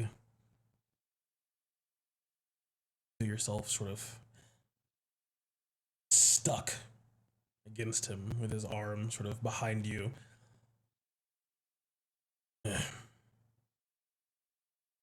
You sort of ducks down just a little bit. And single jump, holding onto you.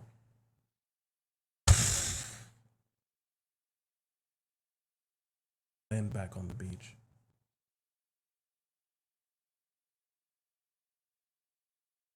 Can you give me a warning or anything? You know, just gonna do that.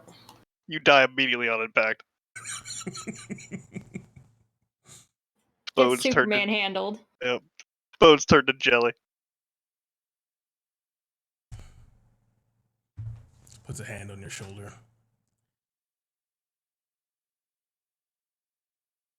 Good talk.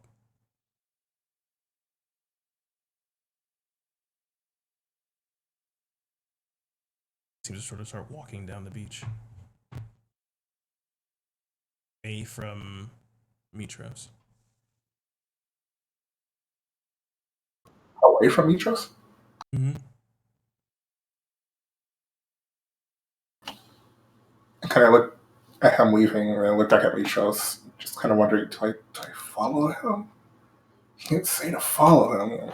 I kind of can't leave. I feel like he didn't want me to follow him. I'm gonna start going back to Mitros and just keep looking back, seeing if he's like turning around, saying like, "Where the fuck are you going?" Both gotta get on the same elevator. Goodbye, son. We'll never see each other again. It's like you both head back to the same lobby on the same elevator, exactly. No, he seems to be with his own thoughts.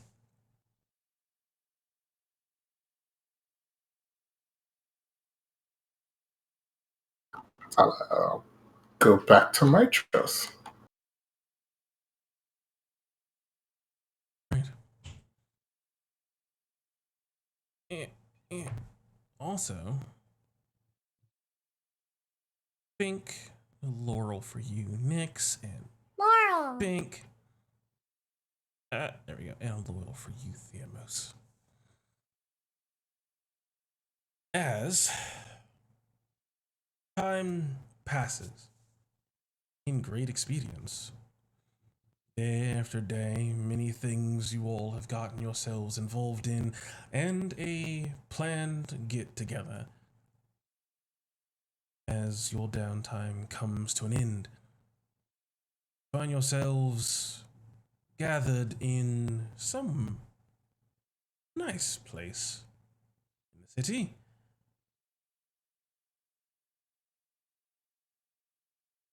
Think on the second to last day or the very last day?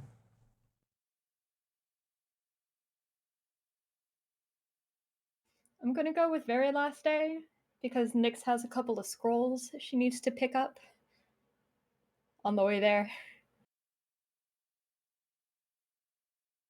14th, 15th, 16th.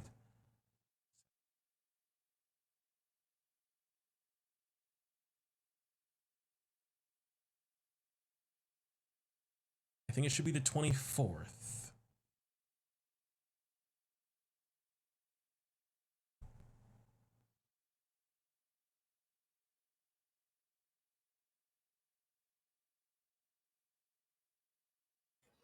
And Atreus isn't back yet, right?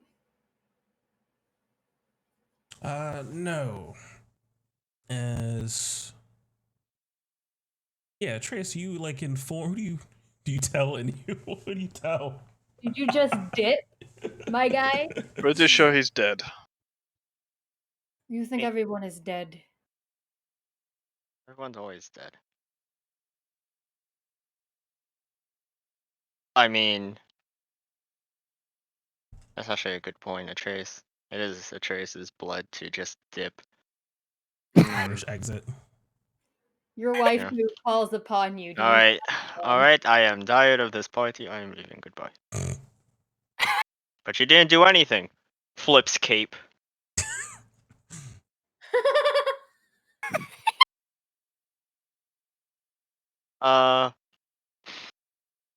If no one needs anything immediate of him within, like, the day. So I guess he would be leaving right after the ceremony? So, Yeah. if someone didn't need anything of him during that day or in the morning of, then yeah, he would just leave. Was that after the memorial? Like you left after? Because the memorial was in the He morning. would leave the day after. It was the 22nd. I got the days wrong. Oh yeah. He would just dip.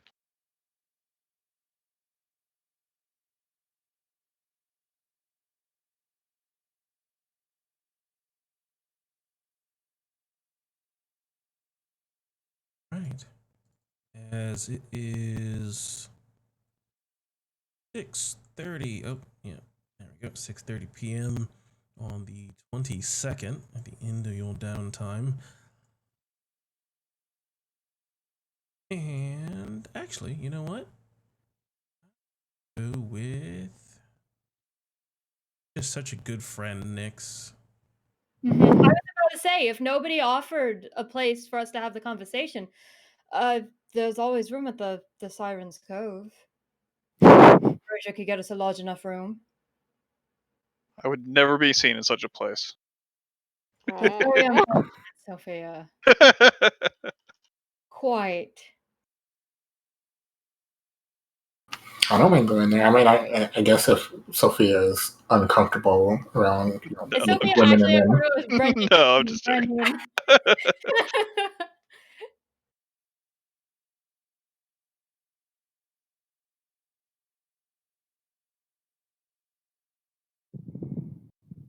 We meet at the whorehouse. It's so dark. Don't call them whores. It's a very well-respected profession here.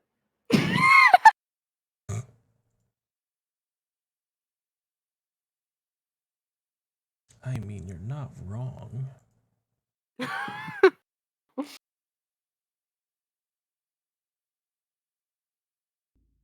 Walk to the front door, realize there's a glory hole at the front door. Sophia, cease!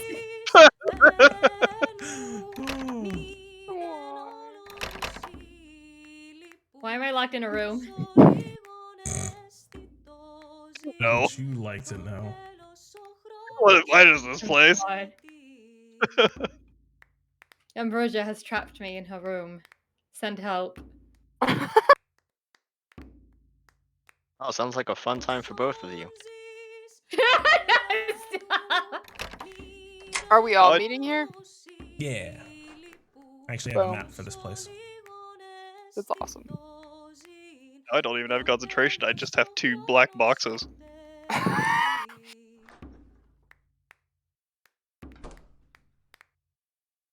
And I'm assuming there's like a larger room? A larger or are they just all the same size rooms? There's a couple, like larger rooms, but they also have beds. No, we'll take just the ones with the chairs. That'll do us fine. Yeah, it's Is it? Only put myself with the keys. No, if none of you are familiar with this place, I have but one request. Please be on your best behavior. These are my friends here. Is it like Very well. dark outside? I can only see like a circle. Maybe I should restart. I'm gonna restart. Yeah, I don't see anything. I just see this. I see literally probably a 5-foot circle around this. Maybe I 10 should foot. start. Well, you don't have dark vision, right? No. But I is mean, it there's dark? not a single light in the whole building. Everyone's just walking around in darkness. I mean, I didn't see anything until I put myself down, so I'm assuming it's a dark vision thing. There you go, there's the lights. Yeah, I'm gonna restart too, because I can't move my token without arrow keys.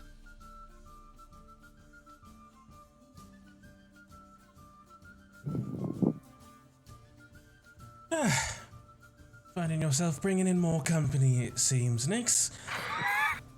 Per usual, I had mentioned this to Ambrosia earlier. Is the room prepared for us? Yes, the purple room. I'm Are you sure of certain it this time, yes. Lovely. Alright, well, just follow me.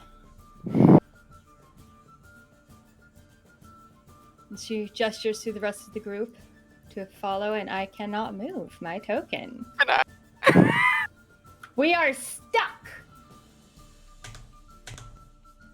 We broke the game! What did this witch do to me? Why am I paralyzed? Calls them friends not like 2 seconds ago. Do they look at me and tell me that the 50 Shades room is always free for me? Oh god. Oh my We god. like to move it, move it. We like to move it, move it. We like to move it. This is what happens when I just click buttons. Damn, Yeah. Ibis. Twitch cam is seeing a bunch of tokens everywhere, so I don't know how you wanna. They're all there. Weird. Weird indeed. Where did Nyx go? Where'd my token go? There she I is. covered you. Well, Mercury, you're already familiar with this place. Okay. No, I think I'm just really drunk and nothing moves correctly. Lost my wings and just nothing's been the same. I try to go backwards, but I go forwards. I try to go to the right, but then I go to the left. Then I try to move for 12 minutes, and I just stand perfectly still. Like I couldn't fly anymore. I can't even fucking walk anymore without my wings. Oh, here we go again. I think oh, yep, there we go. Yo, they were able to book Rihanna today? Look at I can move.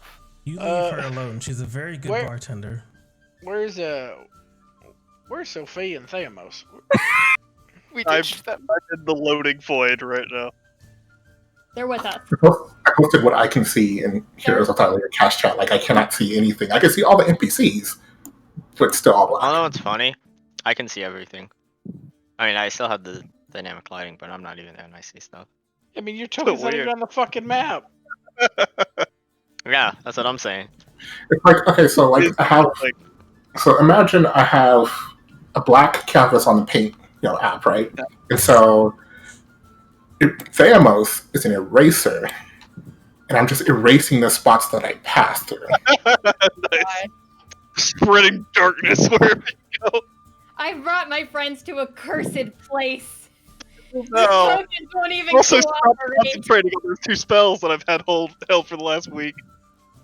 I I told thought you, you said we're supposed to be on crafting was a big behavior, deal. and you're calling this place a cursed.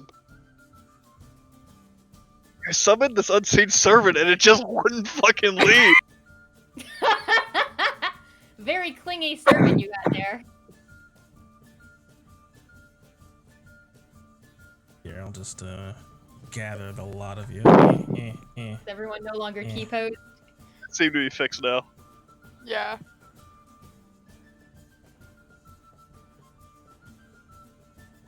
Nick smiles at those that she knows and just nods to them as she passes by. Alright, right this way. As Nyx opens the door to this room with a purple colored rug outside of its door. Just opens it and gestures for all of you to go in. I was gonna I can't because I'm stuck underneath you and I can't move. There we go. Nope. Good. There we go.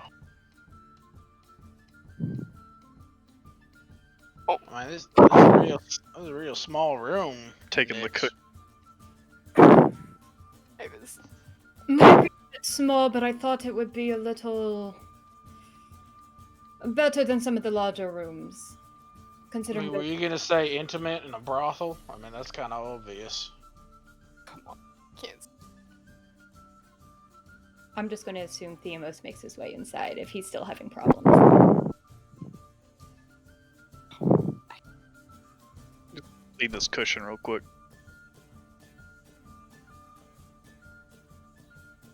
Okay.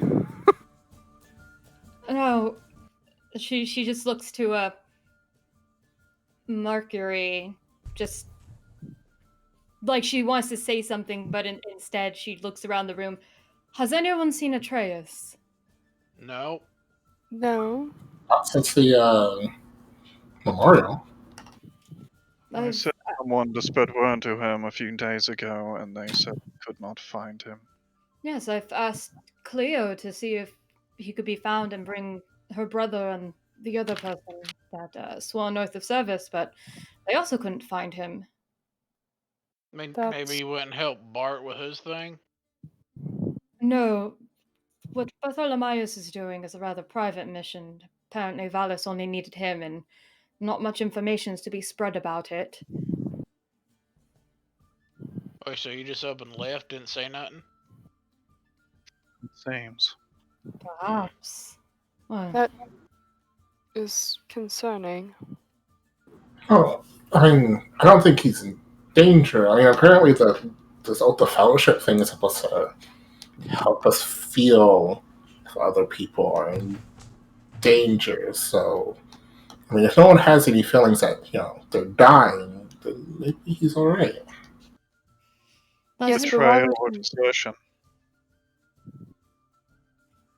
Atreus has always done his own thing.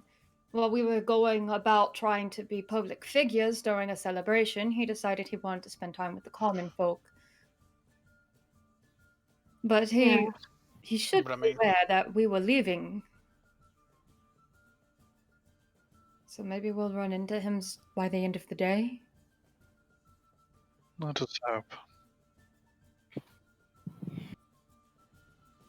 Right. While we're on the topic of questions and concerns, Mercury. What? Yes. Your wings. Yeah. They're gone. I don't know if you noticed, but the wings are gone. Almost. What? Almost. I understand a little bit of your What? time, so I... What happened? Yeah.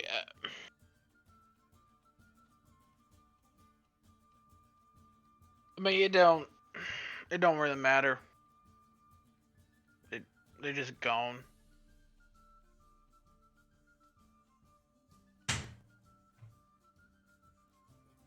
Say it matters greatly. However, I would also say that you don't have to share with us. It's due to a Yes. disease, and we should be known. Ain't no disease. Good. So that's it. You simply do not want to talk about it. I mean, there's stuff you don't want to talk about in there. Are you sure? Nobody ever asks me anything about myself. And those It's not that have... entirely true. Exactly. Those that have received answers. I understand, Mercury. There are things that I do not wish to talk about.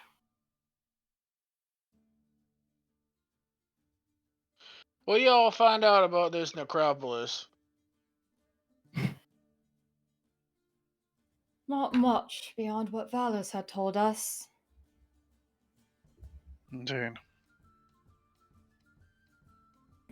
Yeah, she basically told us everything that we would have been able to find here anyway, so I didn't spend time looking.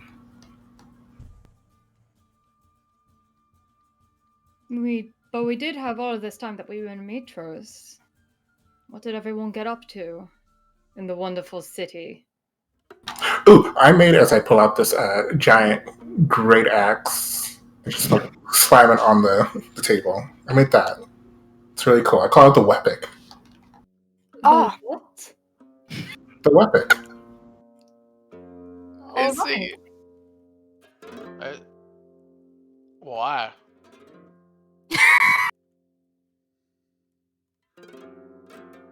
Well, I mean, I made it from the heart of one of those elementals. Oh. So it must be very powerful. I mean, it's not as powerful as if it was made in the forge. Ibis chirps, and Imperia scratches his like breast feathers.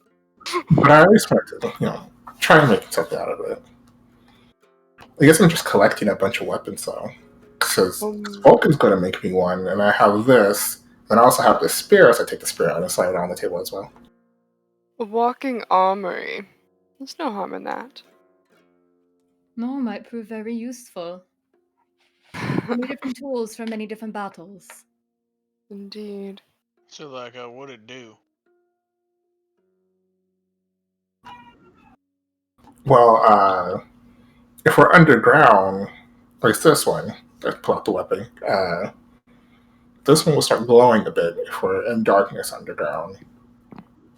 And it hits better. Also, I could like make like a geyser come up from under people. It's pretty cool. Like a Do you want to? Yeah. What other type of geysers are there? Are there? Steam, lava, mud, rock. I want a lava geyser. I'm gonna put that in my back pocket. You really don't. Burn a lot of stuff. Maybe you should ask the Forge Keeper if she can lend a hand with that. Oh dear. Why does it always come back to fire? Seriously. Wait, you don't think Atreus went back to the Forge Keeper, do you? She might know where he is. They did have an oath, didn't they? He was to answer anytime she called. You would think he would tell us, though, because a journey like that might prevent him from coming with us to the necropolis. Kind of important information. And he's not one to abandon his friends. True, but I mean, a booty call is a booty call. That's true. There plenty of women have made men do stupid things.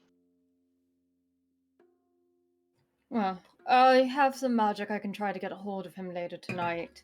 See where he is and when we can expect him to join us. Probably be wise. Or Sophia, maybe at the base of the mountain. It's like in between us, right? The vault here in Necropolis. say that again. Oh, the Necropolis is like in the middle of the Forge and Mitros. Yes, he's Heights? between the Mithril Mines and the city, so we could very well run into him as we are approaching there and he's on his way back. If he indeed went to the Mithril Forge. Or he's dead. He's not I mean, dead. I think we Well, would know if he was dead. yes, the Oath of Fellowship. In any case, my magic will sort that out later as well. If he's dead, it'll fail. If not, He's well. not dead. Sophia, what is No. that? Although the facilities were lacking, the axe of Theamos was successful. I'll endeavor to improve the act. But in the meantime, I've acquired some other supplies. Separate out between the group for the days ahead. As there's a collection of like a good 20 or so bottles that I'm laying out. Have an entire infirmary. Here Did you you go. you buy all that, or did you make some of it? I made as much as I could, but time was sparse. The others I purchased from reserves that were still left in the city. There were not a lot from the storm.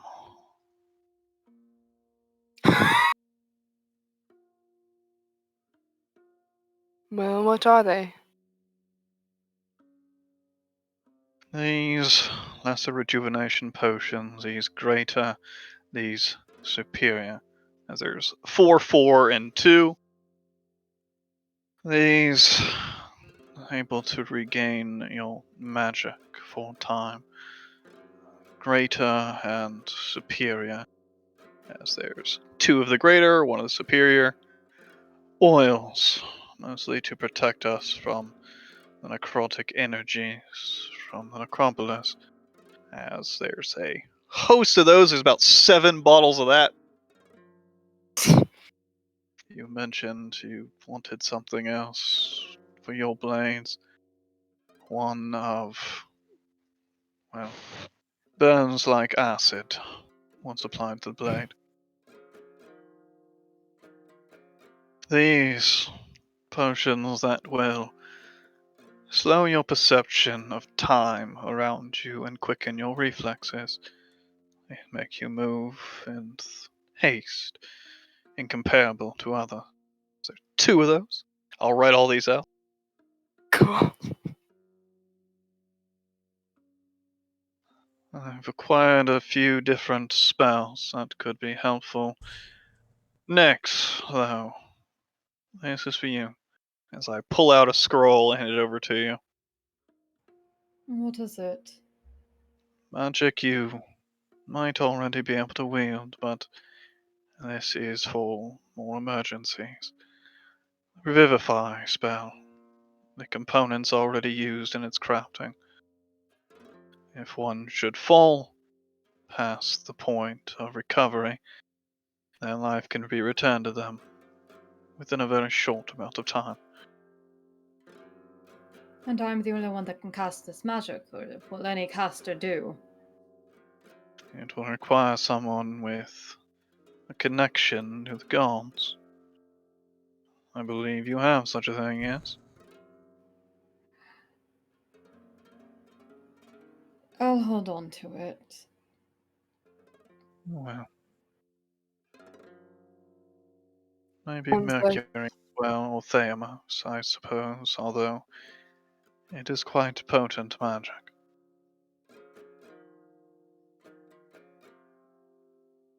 it would seem that your vacation was rather productive, Sophia. I have tried. I think I've learned a bit, and I'll continue to bolster our reserves on our travels at night. It will take some time to be completely finished, but the work will continue.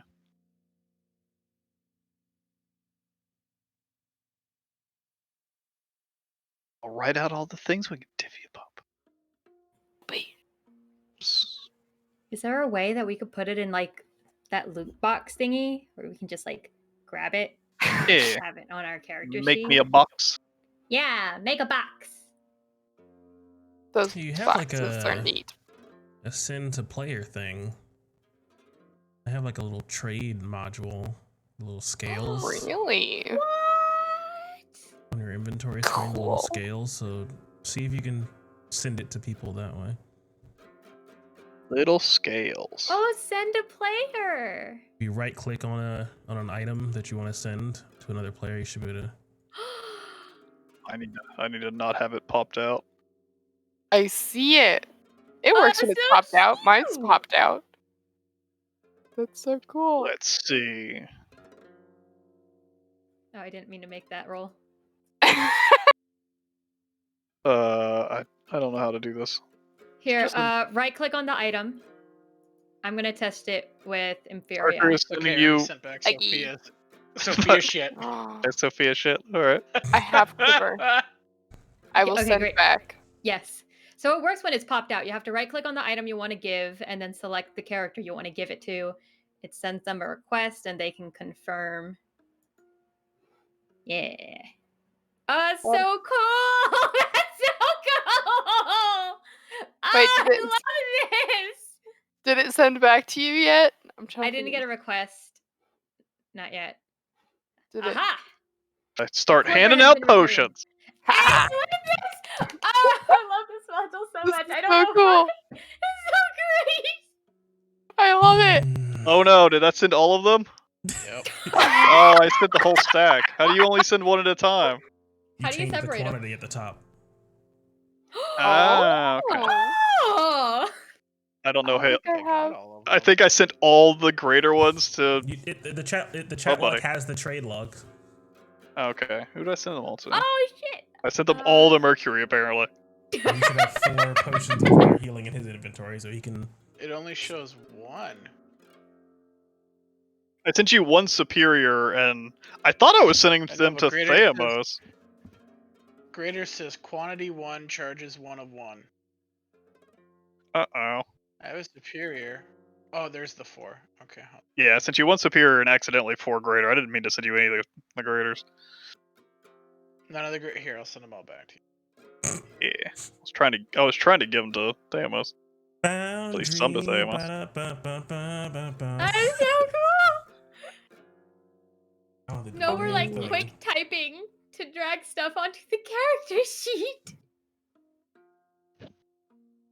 And like whatever like stats and formulas you have on that item, it's like linked to it, right? So when we give it to another player, it just stays there. Yeah. Give me my Revivify scroll. Hell yeah. Revivify. Revivify. Oh no, you guys gotta click here, accept those. Yep. Yeah, It'll be on the draw. I'm clicking. Theamos, Wow. accept your potions. Make me. Have- Here we I go. have 2 potions not my of greater dad. healing. Thank y'all. That's so cool. It's the little things, man. Wait, I wonder. Back here. Are you going to try it with Ibis? Yes. Oh, can you give potions to Ibis? No, I can't. Oh no! Make Ibis somebody we can trade with. So he's not a real boy. I can give Yeah, one to the party marker. He's How an come- NPC. I guess probably because the party marker is like a player character for the Twitch cam account. Wait, Sophia, it doesn't really make sense to send me a potion of lesser spell power, because I don't use spells very often. I'm gonna send that back. I mean, it's a first level spell, and you actually need first level spells for your Hunter's Mark and stuff. So No, keep it. because the Hunter's Mark and stuff are innate spellcasting, so they're based on like They're free. free rests. Yeah. They're based on like short rests and long rests and stuff. Yeah, Oh, they're They're free not for spell her. slots. cheaty, Imperia has free Hunter's Mark. cheaty, So I will cheaty. send that back to you. Does Imperia still have that? Is that part of? It is the only chunk of the UA that she still has. Ha. But you can cast it with a full spell slot if you I can. Did you know the spell, right? You did take it as one of your known spells.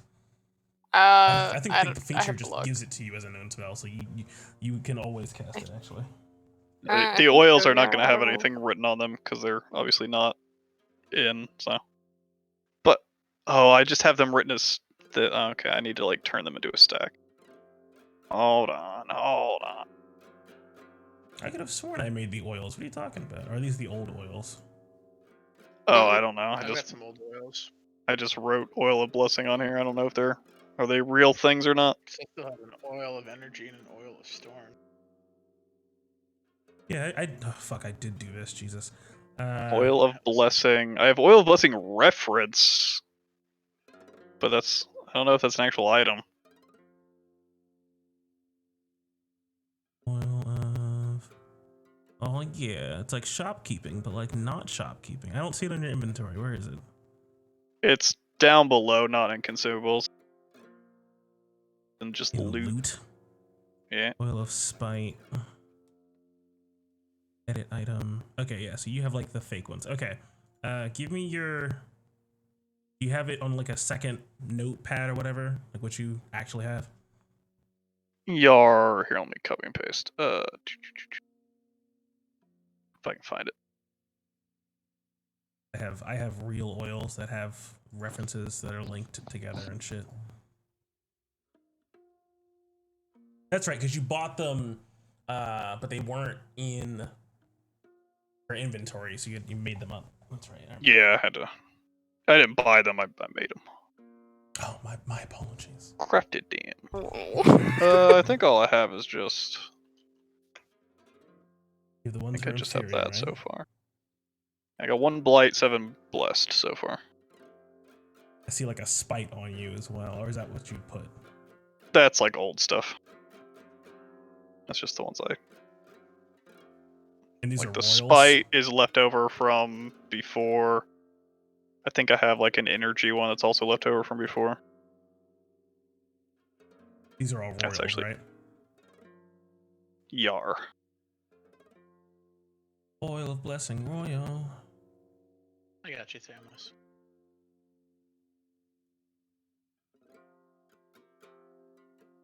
Seven of those now. Enjoy. And oil of blight. Use your scroll. Yeah, I just have 1 blight. No. Is your old stuff used or is it just old? It's just old. So I got 1 oil of energy and 1 oil. What is it? Oil of spite. Yeah.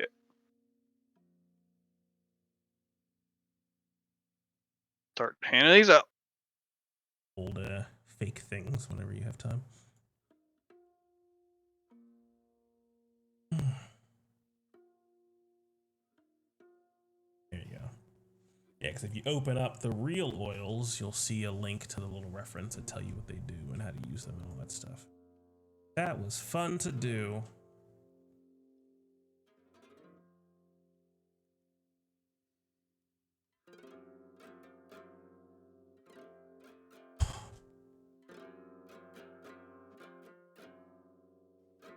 Well, Sophia might have had a very productive vacation. I can't say it's quite the same for me. I found out that Azarios is a scroll that Honora had given me. There are 2 more parts to it. And thankfully, in part due to our notoriety and my reputation around the temple, Issa so kindly agreed to let me have the original written scrolls. The Academy had been making a copy for the temple's records. I was able to pick them up today. I haven't had a chance to read them yet, but if they're anything like the first, I'm sure I would enjoy them. It's exciting for you. It is. I never known him to be a writer when I knew him, but it's been very interesting to see the effect he's had on others here.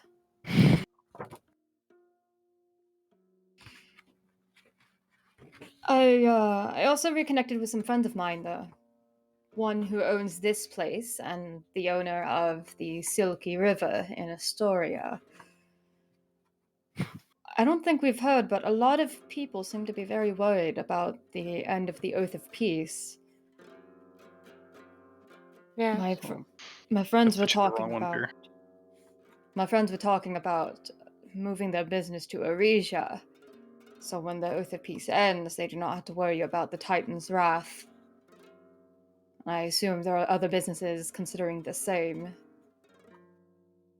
Would Arisha be safe from the Titan? You asking as Nikki or Inferior? As Nikki. Would Empyrean know this? Your experience is rather limited, to be completely fair. You've only been on the mainland for a little bit, though famously, Arisia's great walls have never been breached. The benefit of some unknown, but presumably quite powerful, artifact of theirs.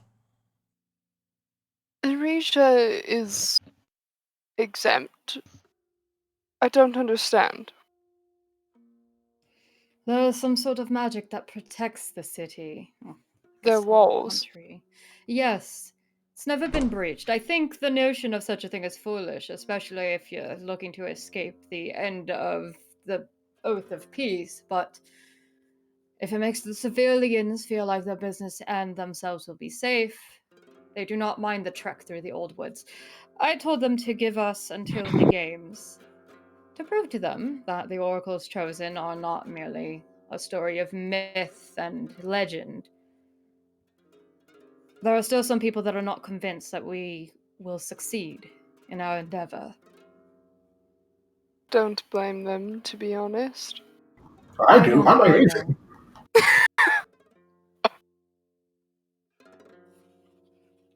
But we do need to prove to them somehow.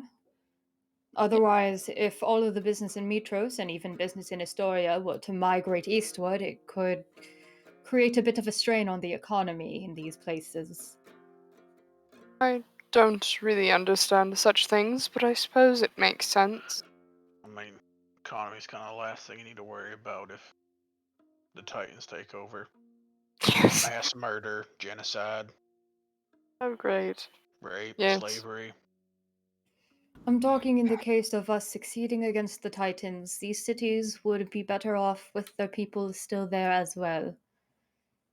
It's no use talking of such things right now, however, because you said you already asked for this time, and only time will tell whether we succeed or not. Speaking of such what ifs is kind of pointless.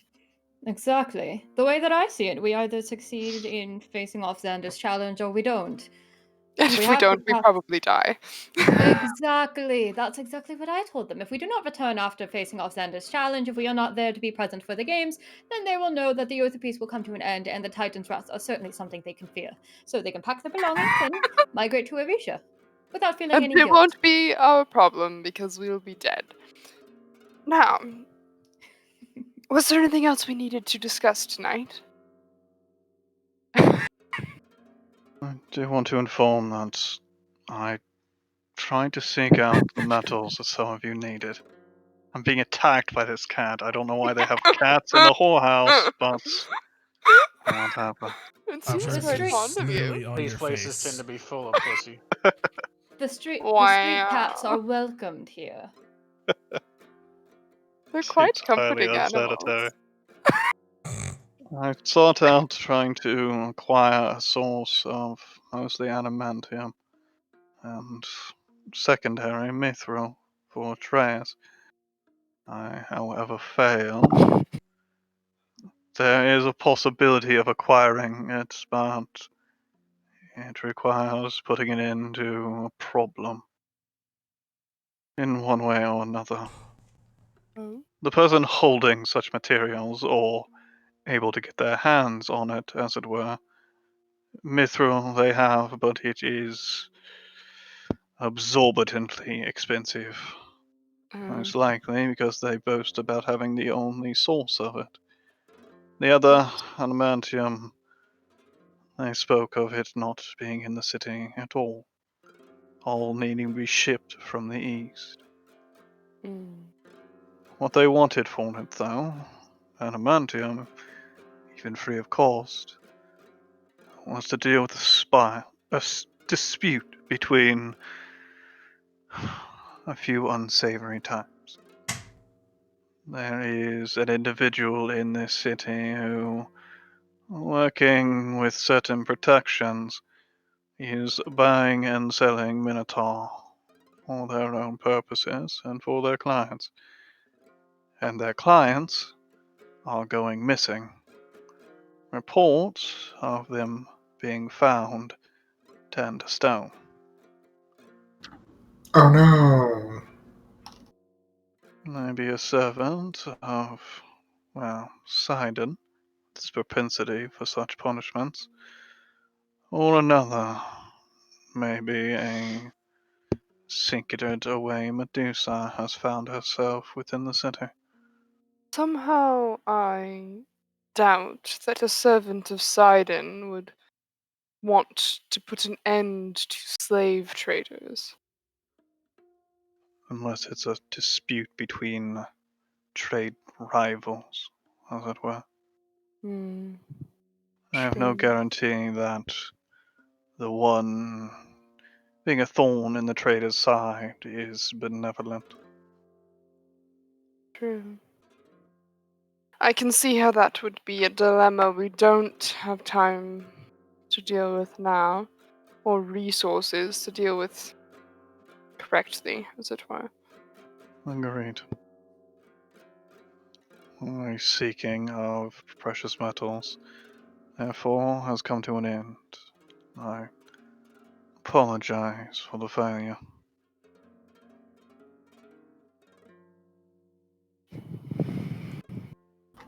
The games are like a month, right? We pushed it back by 2 weeks. No, I mean like when the games start, it spans a whole month, right? I think that's what you told me, or something. They're the Olympics. How long do the Olympics last? 4 weeks, 5 weeks. Okay. Yeah. Pretty long. Yeah, shelf that for now. Try and find this snake person or side-in person. I don't know who we're looking for. During the games, if the games don't take up too much of our time, we're going to be here for quite a while during that. Well, the only other piece of information I have is I've sent word to Astoria. Seek out the man we ran into within the streets when we first arrived there. The one cursed from the necropolis. If he still lives, maybe he has information. If he does not, then maybe someone else knows of his expedition.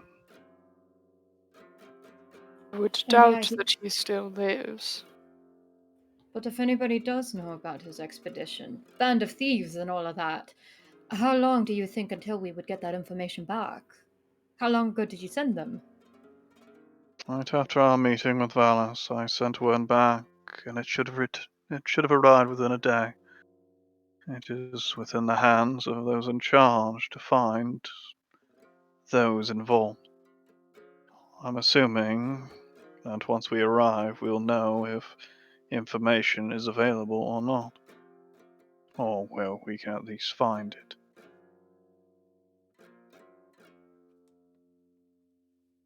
Wait, does that mean we're going to Astoria before we go to the necropolis? We don't need to. If we get to, or at least get close enough to the necropolis to be a day out, we can always just call Catalonia back. By that time, we'll probably just assume she couldn't get any information if it took that long. I did assume that we would stop by Astoria first. Is that not the case? Is it I on was the way? I don't know not. the map. Astoria was- would be in the opposite direction of where we need to go, Sophia. Isn't it like we're in the south, Astoria's in the northeast, and it's just west of it? Like the mountain is in between Astoria and the mines, right? Can we see the world map? Yeah, you were ahead of me. Yeah, it's right next to Astoria. That long line coming out of the skull's mouth is the path of the dead. Yeah, So, so we like, have to go up that. Yeah, so, I assume we it's- were returning to Astoria and then going to the well, mill. no, it would be we'd have to go to Astoria, and then we'd have to go all the way around the mountains to the start of the path. Yeah.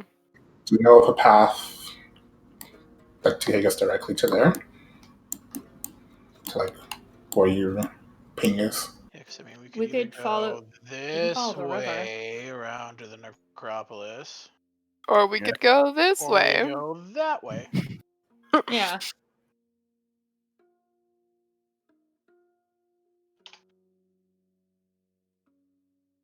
And that's what we were saying, is that we should, if Atreus is at the Mithril Mines, we'll run into him around here when we start our Path of the Dead. Okay. I see. But that's it. That's assuming Atreus is at the Mithril Forge. Shrug. Yeah. We Probably don't have anything else to go. We don't have anything else to go based off of right now. super dead.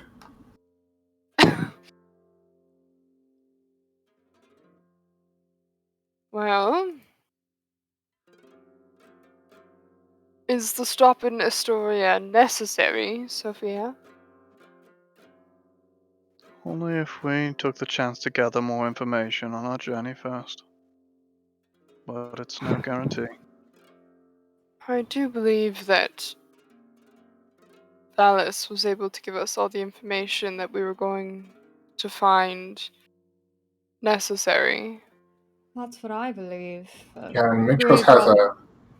Go ahead. I was going to say, a grave robber such as himself wouldn't even make it all the way to the necropolis necessarily. Most of them just make it through to the city and see what it If is they even can take from there. there. Exactly. If even they get that far. I do believe it would be wiser just to set out instead of wasting any more time. I also Nix, feel like he was the only one that came back.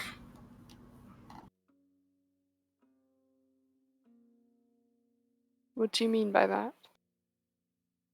Well, I mean, he was alone when he was trying to sell it off. I assume if he had a group with them, they'd probably be trying to help cure him. Yes, but why is that relevant, Thamos?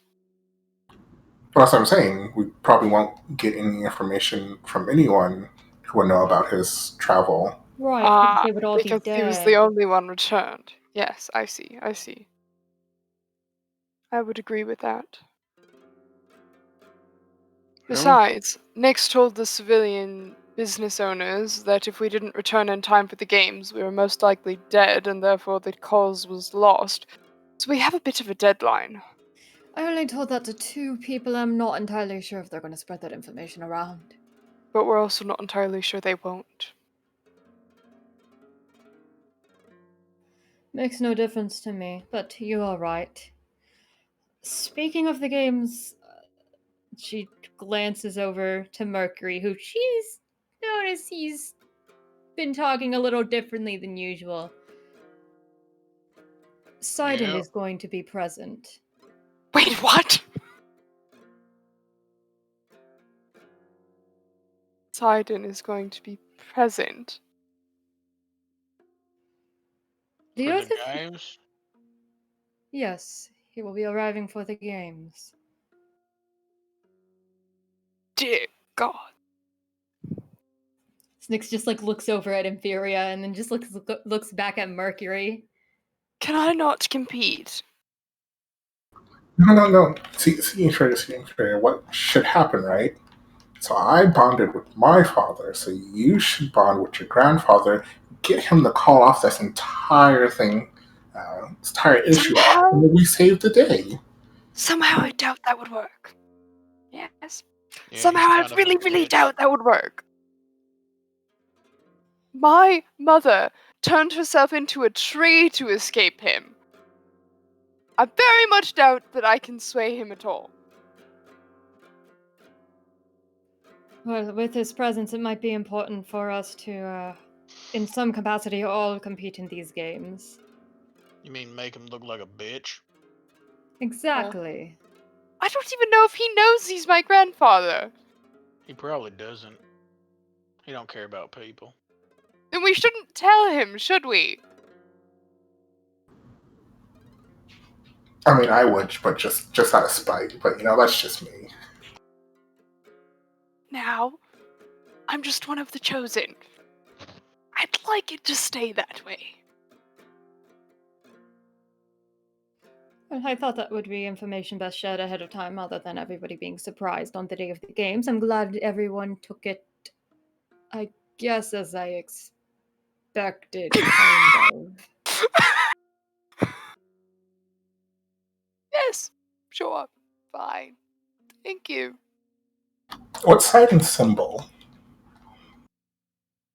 Probably a trident. I don't know. Would Imperia actually know what it is? I'm sure we've seen it on Gaius. Yeah. It On looks Isn't the like it like a that house, blue? a What? latrine. Huh.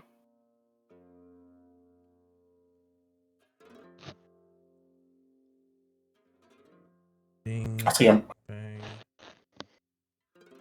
80 icons. Where are you, Sidon? I wonder if I could just drag it right into the chat box.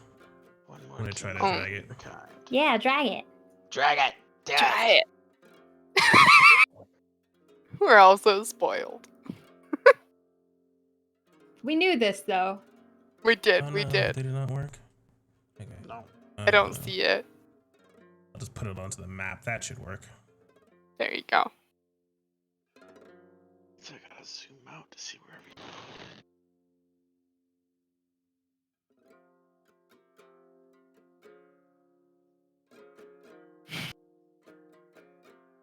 Oh, it's an eye. It's not a trident. Oh my god, it's the Eye of Sauron. I'm gonna need you to The stop. eye of Sidon. Sidon, Nikki. Get it straight.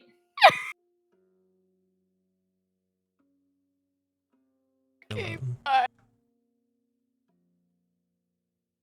Oh, now it's spinning. It's dancing. You spin me right round, baby. Alright, now Part to 2, get Omen baby. to reverse this, and then I'll just paint that on my body.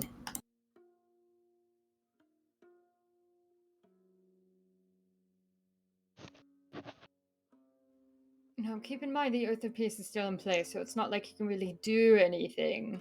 And I already spoke to Valis. I don't think he's hosting any games, because that's for Kyra and Pythor and Vulcan. Wait, so if he's here, and can he still smite people? No, that's against the Oath of Peace. So I can walk up to him and call him a punk ass bitch? Please. I do not recommend Oh. that. I don't think that falls within the parameters of the Oath of Peace.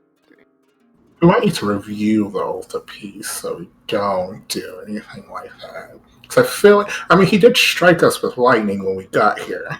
I don't think that was him. I Those- think the clouds were shaped to look like his visage, but I do not think that was him. Regardless, what happened in Astoria happened despite the Oath of Peace. And he's not going to be happy about it. So I can go and rub it in. No! Mercury! Why are you obsessed with this, Mercury? I You mean, understand why it's not a wise decision, correct? It is bad enough that they know we are the chosen to take them down. Why would you further agitate the wound? And not only that, it would probably be innocents paying for what you are doing, not us. They're already trying to kill us. They would probably demand another crazy sacrifice of Astoria. They might demand the princess again. then we just stop them again. You're But we'll be assuming in the we will necropolis. here. Exactly. And we also have an oath with Astoria that we would return when we are called upon. We will have to abide by that oath, but the fact of the matter still stands. We will never know where we are when we are called. We could be at the necropolis and have to leave, or we could be in the middle of the ocean for some reason and have to turn around. We could quite literally be on our way to kill Sidon, and Astoria will need our help. Because we decide to get a little bit arrogant and say some choice words at an event to humiliate him. He deserves it. Oh, he does, and a lot more besides. However, we have to be wise about this because we are ants trying to kill a giant.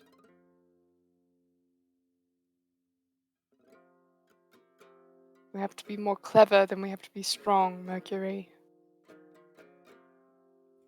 It takes true strength to hold your tongue against the one that has harmed you most.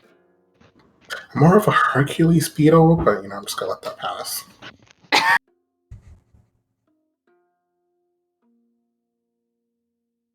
I will tell you this, Mercury. On Themis, when the cult of Lutheria was gaining power, there were those who spoke against them, and all they got for their trouble was more death, more torture, more destruction. It was those who were clever that were able to do anything. Those who were, well, outspoken, but still a little clever, that were able to escape. Those who spoke out, just spoke out, brashly.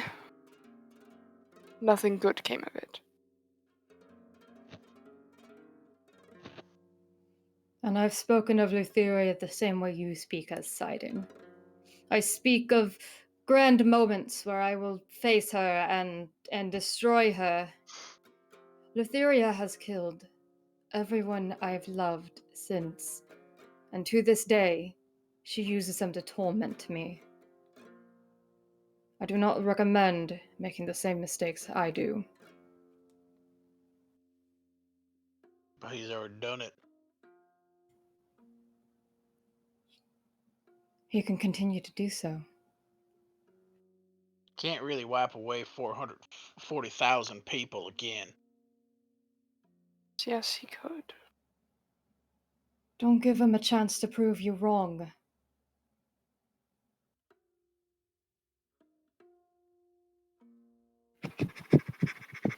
I didn't think Lutheria was going to take any more, but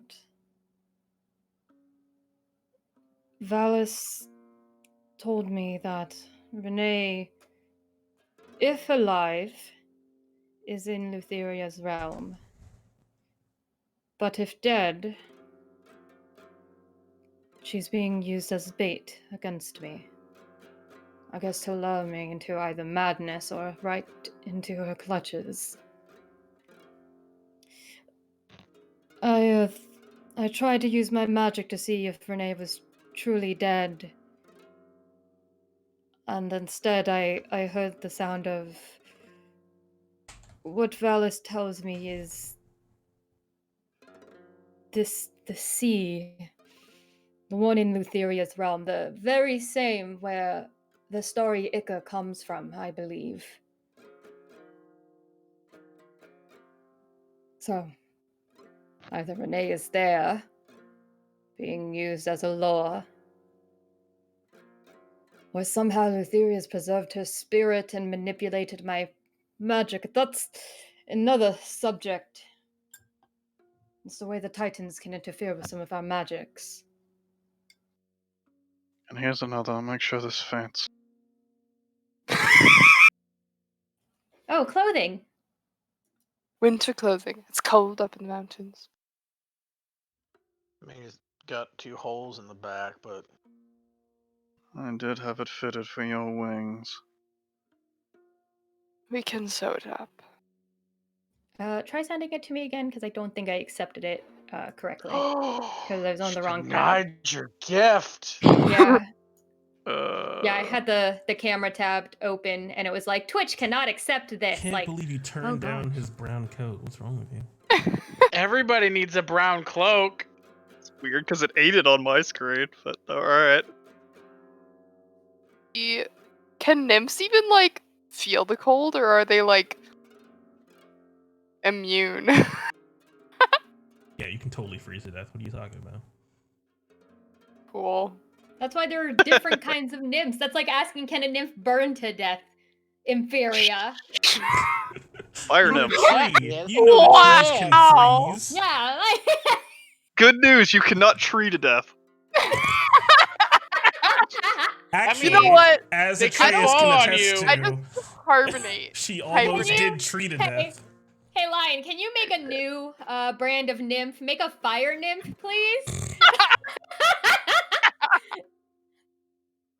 Oh, goodness.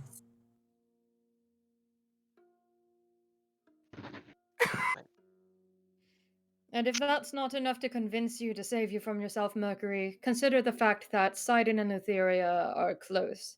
Twins, siblings, lovers. Pissing him off may be just what he needs to ask Lutheria to continue to torment others. So if not for yourself, at the very least, do it for me. Still gonna find a way to bears. I even know my mom's name. Wow, you're such a bad daughter. You knew Wait. her as Tree. Because- Tree. I'm looking at my notes, and I only have Versi, Maya, and Sidon written down. And Maya was my grandma. Epic failure. So today is our deadline. I could use more time to prepare more, but the bulk of what I can do is done with. Do we wait for Atreus to return, or do we hope to find him along the way? Give me about 10 or so minutes. I'll see if I can find him with my magic. Very well. Like a good. As Nyx is just going to pull out her deck of cards and some chalk and start making some markings on the table as she starts muttering the incantation as I'm going to ritual cast sending. As I have to load back into the forge. Because it's being Thamos, weird. does this place have any good food? How would I know? I don't come here. You ain't never been into this brothel? I can find men on my own without paying for them. I just kind of assumed that you'd probably been here. With your Oh no, appetite. I would have probably heard if he was a regular. Mm. But the food here is fine. It's one of the better establishments in Mitros. For a while, it was one of the first that was known for its inclusion of some of the other Thalian races, intermingling with the settler races. So let's go get you a drink. I hear the barmaid is like really good at singing.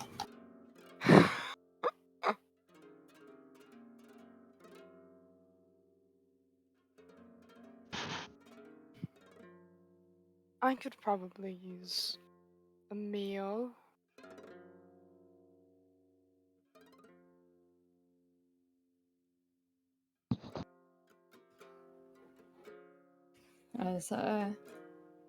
As they get meals and Nyx shuffles this deck of cards and starts putting them on spots marked with chalk.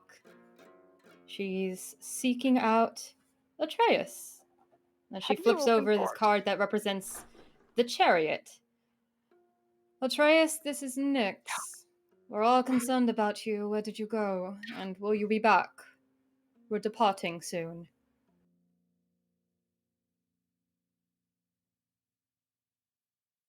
15 words or less.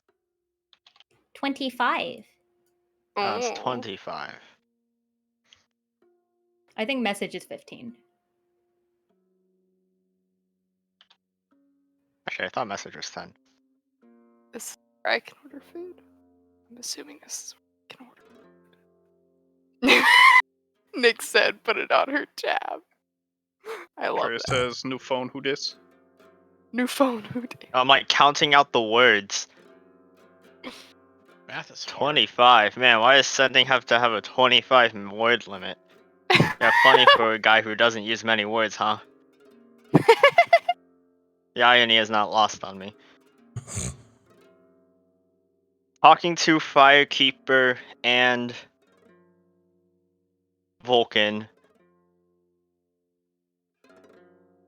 Had to attend oath.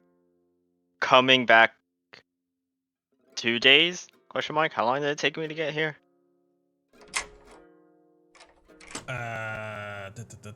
Like 4.5 days. Long walk to get up to the Mithril Mines. Did I start coming back yesterday or today?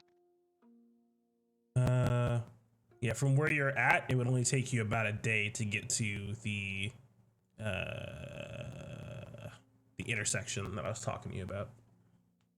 Oh, I see. What time is it? Where am I now? Right now, you're still at the Mithril Mines. Okay. Yeah, coming back tonight. Or something to that effect. Well, you were right. He had to attend to his oath with the Forge Keeper, so he's at the Mithril Mines, but he says he will be returning or on his way back tonight. Oh, wait. Help Vulcan with renovating. Helping Vulcan with renovating. And He also attacks that on too. And helping Vulcan with renovating. So he'll return to the city in 3-4 days. Don't know if he's left on horseback or not. Or we meet him halfway. I say we meet him halfway. I don't see why, if we don't have anything else we need to stay in the city for, we might as well make the trek. We save time. Assuming he took the path that we're going to be taking. Well, there's only one entrance. So, like, did he go the way that we're planning on going? Or did he go all the way to Astoria and then loop around there with our first trek? We'll just say we meet him halfway. Yes, I spend 10 minutes to send that other message back to him. It's Go to what the mountain and entrance. hang out. Yeah, because like he could That's easily about as go far to as I the would entrance. reach in one day anyways. He'll meet us there. Oh, those Mystios that swore the oath to us. They arrived a few days ago. I'm not sure if you've run into them. Do we want to take them along? At least through the City of Dead. Or do we have other tasks that we can give to them while we're off on our next quest? I do not. I have no desire to put people in any more danger than they need to be. They're not Perhaps- Minotaurs, but we might be able to get a good price for them. Sophia. I throw something small and harmless at Sophia. A pillow. Perhaps they could. napkin smacks into your shoulder. Iron. Perhaps, though, they could investigate the Minotaur situation. Minotaur, adamantium, stone clients. That's a really Well- good idea, actually. Yes. Works for me. That way, some of Wonderful. that work is done for us by the time we return to the city. Exactly. And it still allows them to fulfill their side of the oath. I'd feel awful to have them swear an oath to us and then for us to tell them to simply fuck around. They are, well, they are staying here, so they can do that too. And I can tell Michaela what they're up to, and perhaps she can be a resource for them. Yes. Wonderful. She is the head of the Queen's Guard, after all. And I'm sure the Queen wouldn't mind us looking into this. Considering that It's she's... unofficial. Of course, of course. But she'd be able to turn a blind eye. Yeah. Alright then. I'll find Cleo, Patagonia, and Dardanus, and I'll let them know that we have another task for them while we are gone. And that we will see them in perhaps a few weeks. And I will tell Michaela of them and their names. Will you tell them of Michaela? I will. She won't be hard to recognize. Sophia, you know more about these contexts that you had spoken to. Perhaps you should come with me to explain to them the details. I can do that.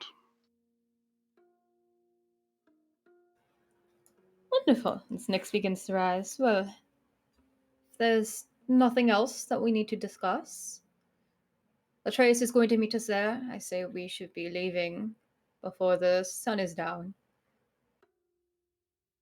Perhaps closer to noontime, so that we may actually make some progress.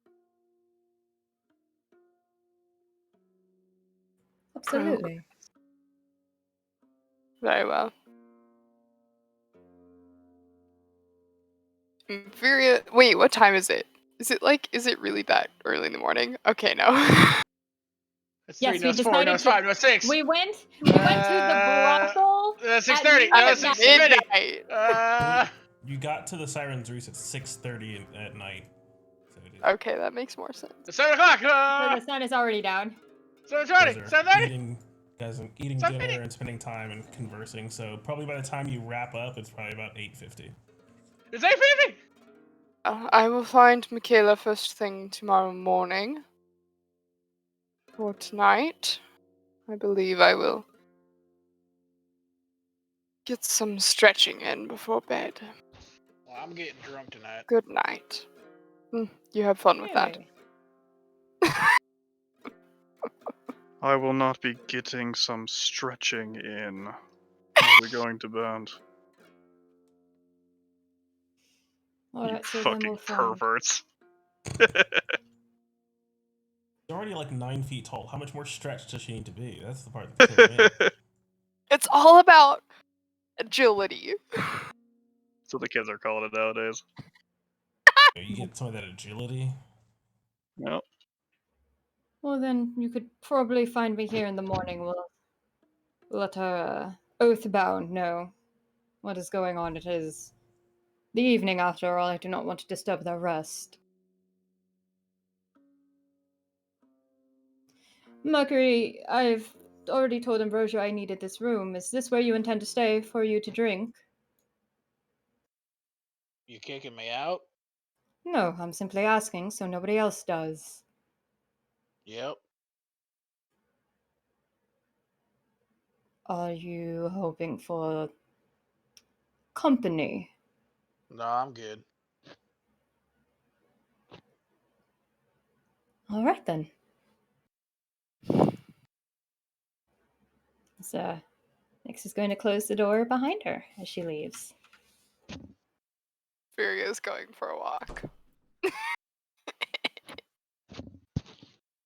Microphone low.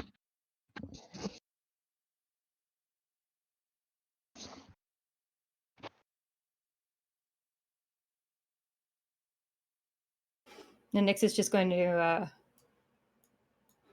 tell the woman at the front desk that a friend of hers is possibly going to be staying the night in the purple room. Don't disturb him.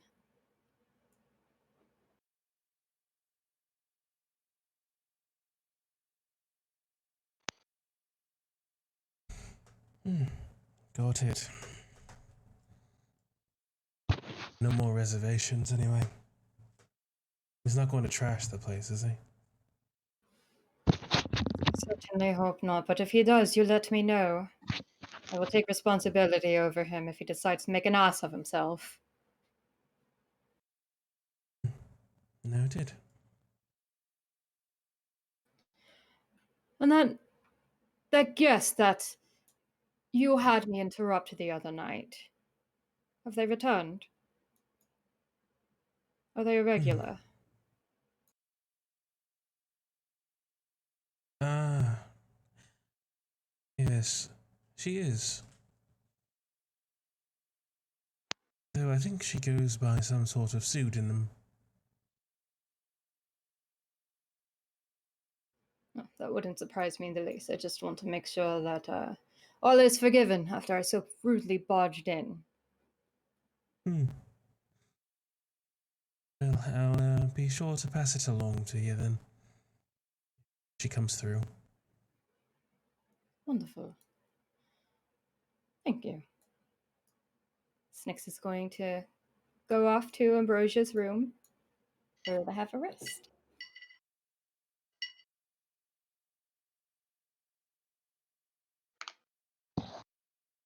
Yes, what are the rest of y'all doing? Who's this guy?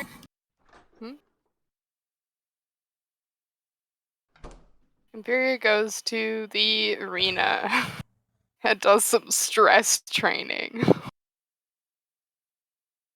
Because her grandfather is gonna be at the game.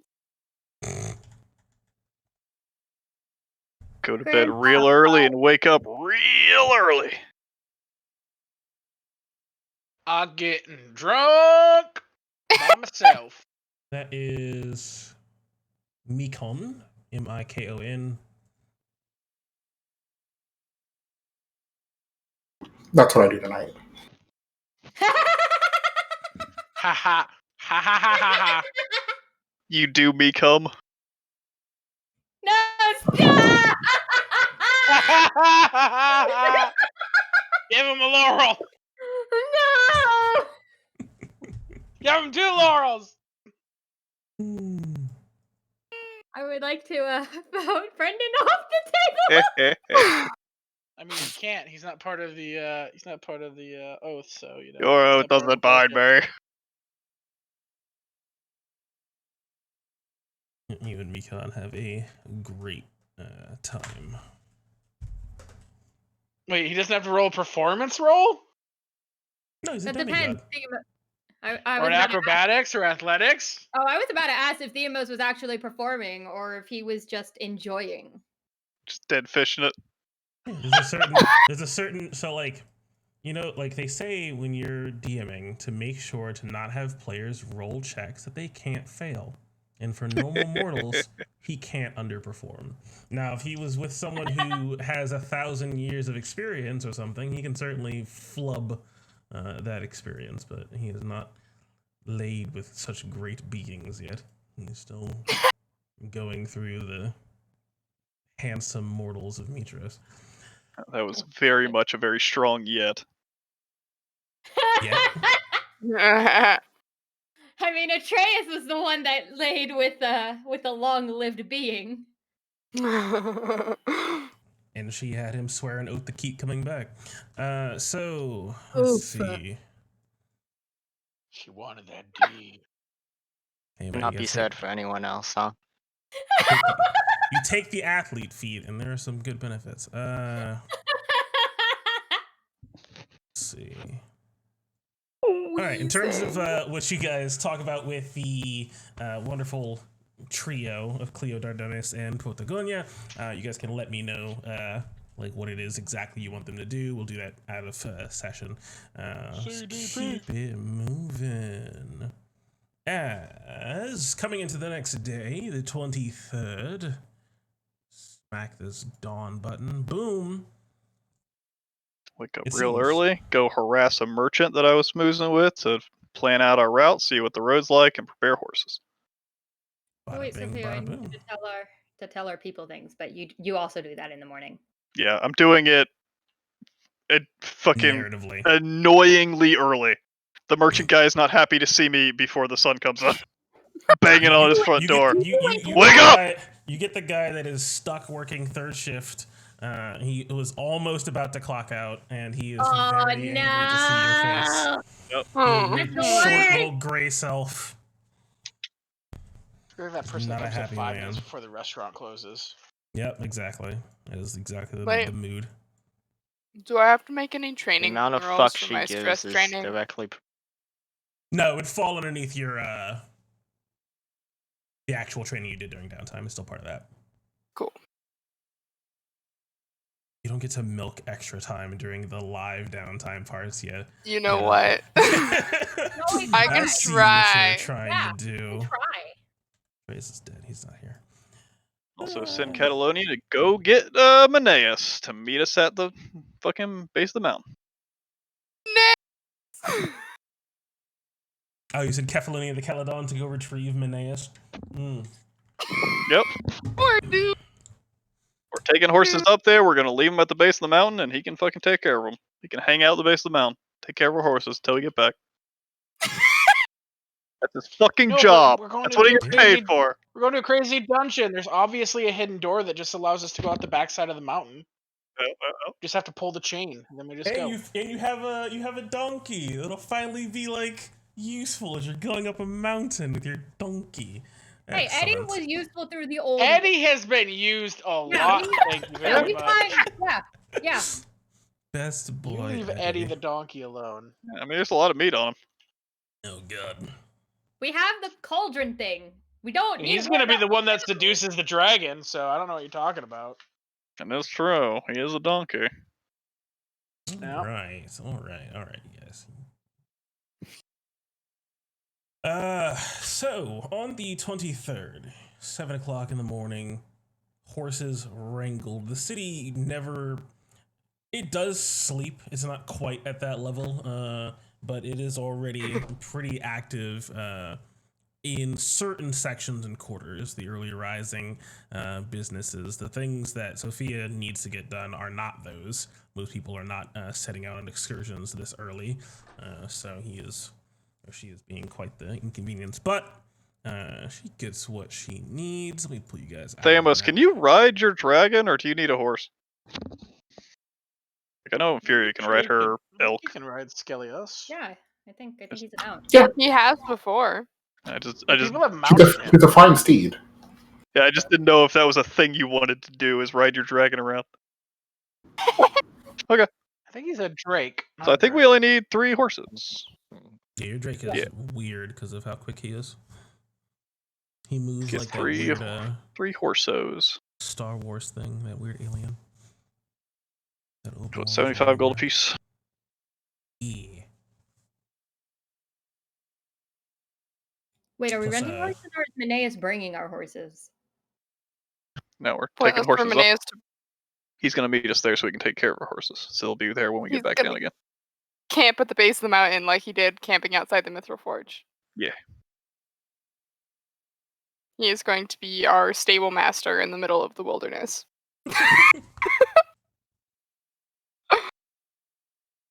Our wilderness stable master.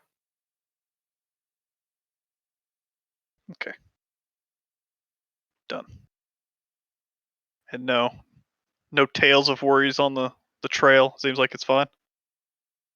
Yeah, talking with some of the merchants and getting the what's up. Inside scoop. Yeah, there is talk that the Metrojan countryside is excellent right now. The Metrojan countryside is known as the 2 areas, or the area between the 2 rivers that feed out into the Cerulean Gulf. This whole sort of expansive area, exactly, yeah, is reported to be free of really any problems or like activity. No foul weather. The roads have mostly dried. It's more or less a clear shot through farmland and the like. Oh, God. And What small about villages. here? Get out of here. The kind of narrow river valley part here. Is that included? There, it's kind of sort of part of the area, but it is more so in the Mithril Mountains at that point. And so there aren't like large towns or anything like that up in that area. That's okay. More sparse news, perhaps more worrisome up there. So the last third of our journey to the entrance to the Paths of the Dead, we don't know as much about. It's all right. As Kira joins up with you, seemingly well rested from putting on a celebration and just spending time around the city, sort of boosting PR in certain places and getting up to Kira things. As the group of you meet up and are more or less ready to depart by about 7:50 or so.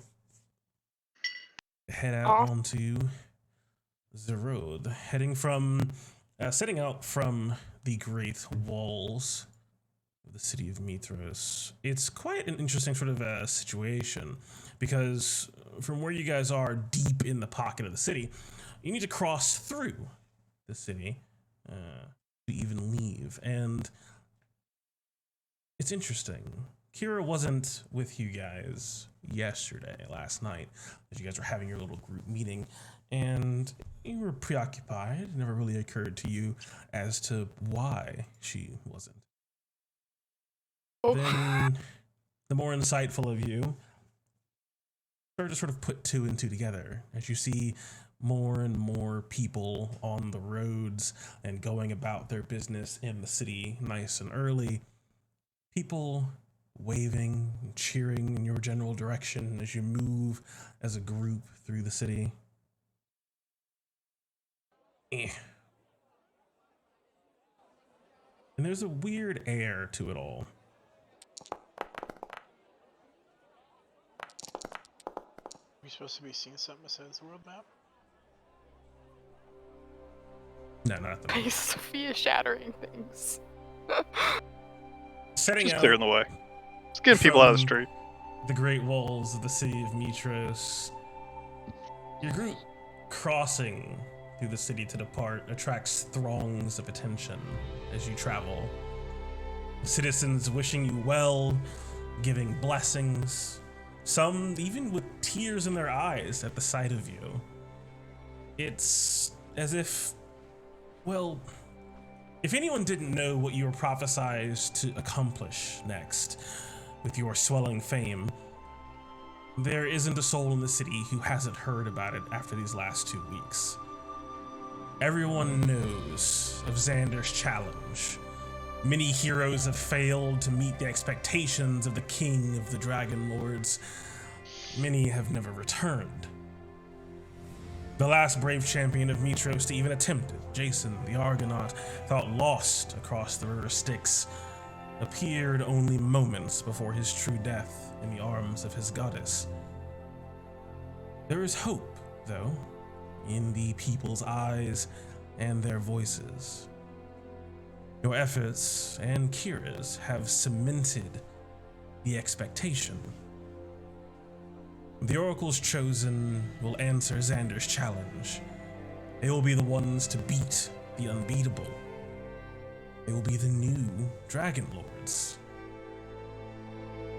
Children run alongside you, shouting of their bravery, their own heroics, how they'll be you one day, or how they want to join the new order of the Dragon Lords once they're of age. This continues, even slightly past the gates for a bit, before finally falling away. The final blown kiss or tossed flower, bellowed promise of a strong drink upon your return. And in moments, you find yourself with only your compatriots. The beautiful yellow-green of the northern countryside of Mitros. Small farms and smaller communities. After the weight of Mitros, these small villages are but blips of the same sentiment, but much, much smaller. As you set out towards this path of the dead, a name that does not really bear any hope to it, I have my cool little travel calculator. Yeah. As you are looking at 55 basically miles on the road / trail, with about 3 miles of some difficult terrain, going at a normal speed, should take you about 20 hours and 20 minutes, 8 hours a day. You're looking at about 3 days of travel to get up to the entrance.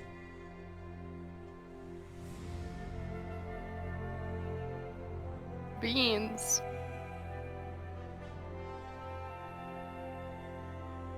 Yes. At first, your journey across the Great Plains of Thylea is an uneventful one. The road to the necropolis at Telemark seems to be well maintained, but barely traveled. In spite of some passing weather recently, there is some wash and mud to some of the road as you get closer and closer. Now, after about 1, 2, 3-ish days of travel, unless anything occurs, boop, boop, boop, the 26th of Pythion. You can see the mountains much closer now. And the supposed entrance to this path only a few hours away, as is around 1 p.m. or so, that Nyx and Inferior, you notice something odd as you're moving on the road now at this point, far away from the countryside, leaving the city and most of that sort of civilization behind you. You notice the signs of wagons or carts.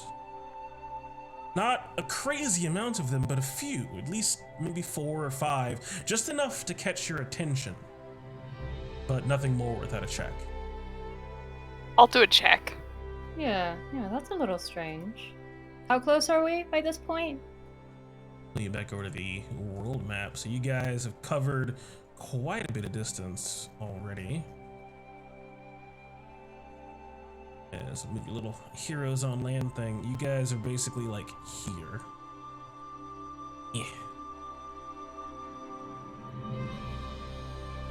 You're like in the sort of the last stretch before getting to the actual entrance. Perception, investigation. Yeah, what we want to do. You trying to figure out like which direction they're going in and like where they might have been coming from. Probably be survival. Yeah. Okay. Or investigation. Yeah, I'm gonna do the survival. Same. What y'all doing? There appears to have been some wagons passing this direction. Oh, am I in my favorite terrain? Do I get advantage? Are we in Are plains and grasslands covered for you? So things changed, so I have to check. But I had 2 different ones because I had forest from being a nymph. Yeah. And then I think we took grasslands for being a wanderer. Yeah. Okay, so you have advantage, so you can give me another roll.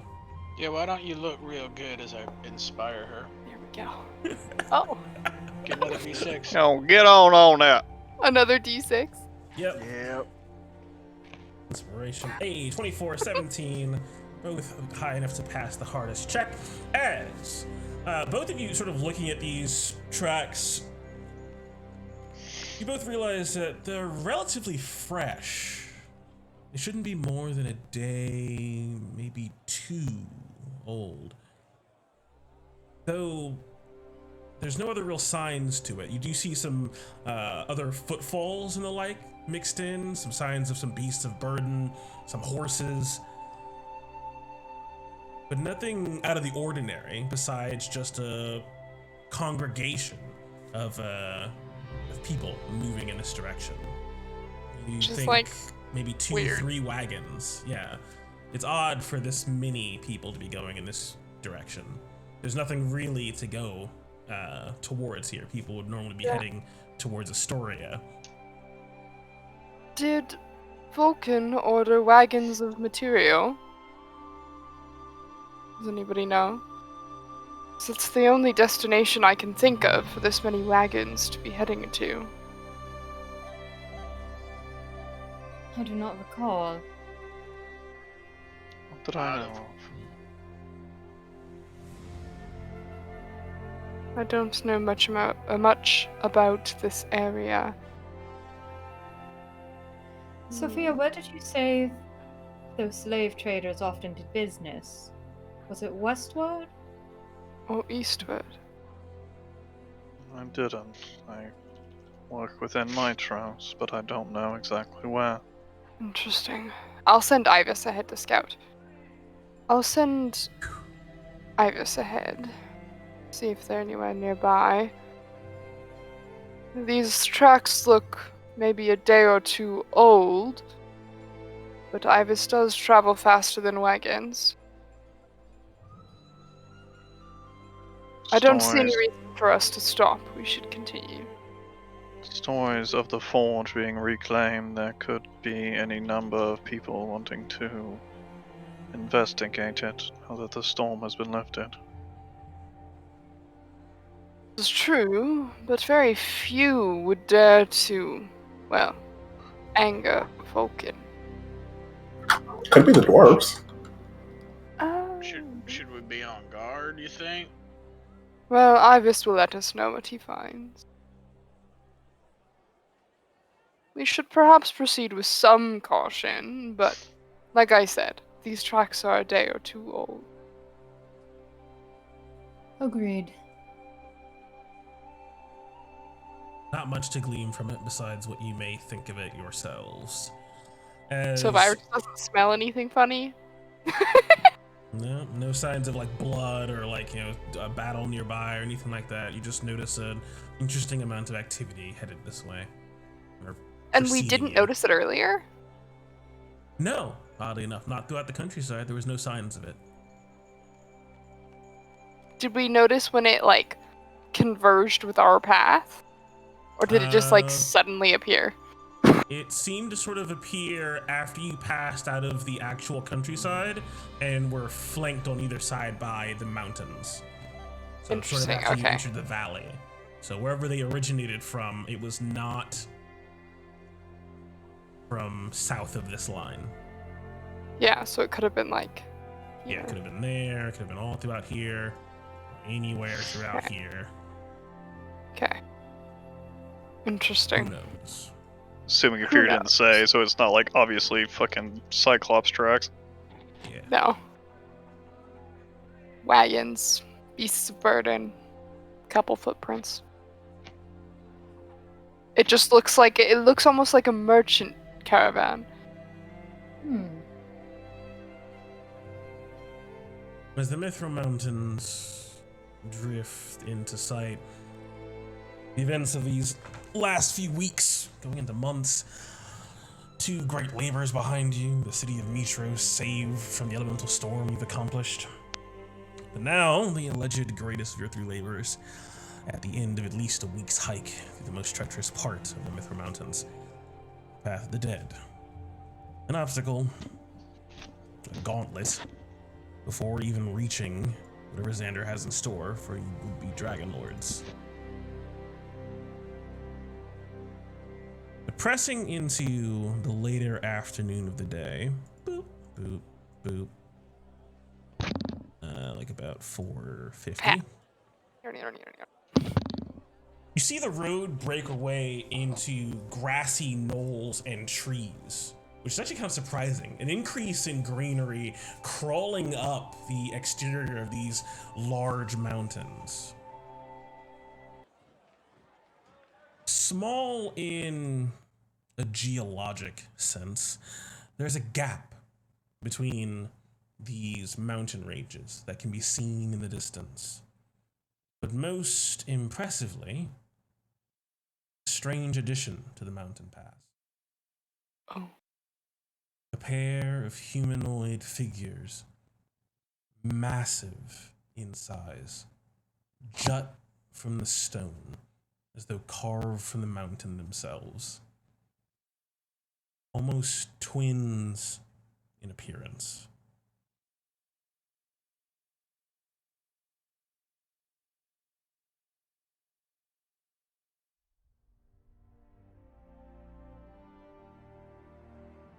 The figures almost seem to welcome you into the only entrance towards Telemach.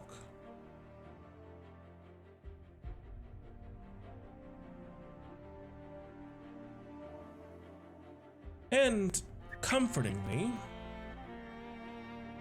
near where the road continues north and intersects with this shift in the environment, you see a small campsite.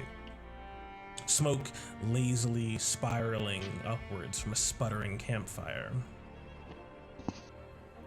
You see two men. One sitting, a large blue cape fluttering gently in the wind.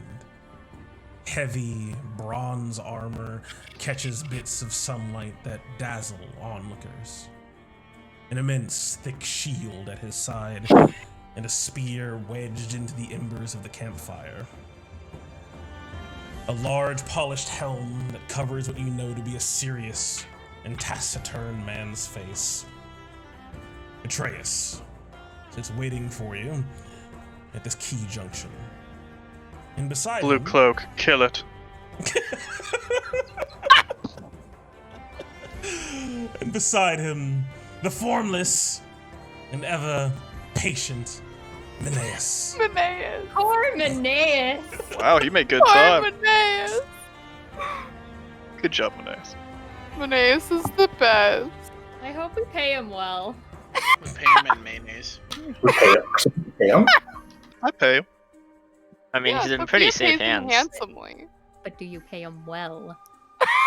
Well enough for all he has to do is fucking hang out with horses. Watch the horses. Oh man. Watch the horses. He gets a drachma a year, it's fine. I think I pay like a drachma a day.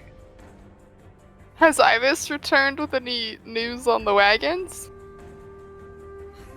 It seemed like sort of tracking their trail. Ibis would see that they proceed in the same direction. They don't continue north, they don't pivot west. They head east into the Mithril Mountains, along the path of the dead. Interesting. Okay, Atreus, you're gonna have to tell us what's up.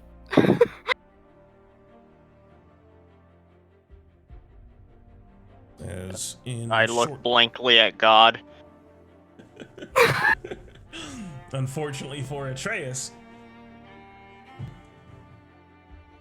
his arrival and camping did not align with their passing. Oh.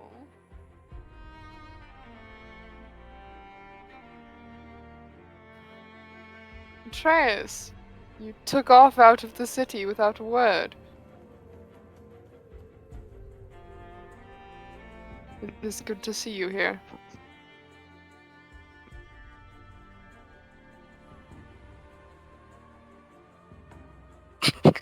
And wordless he remains.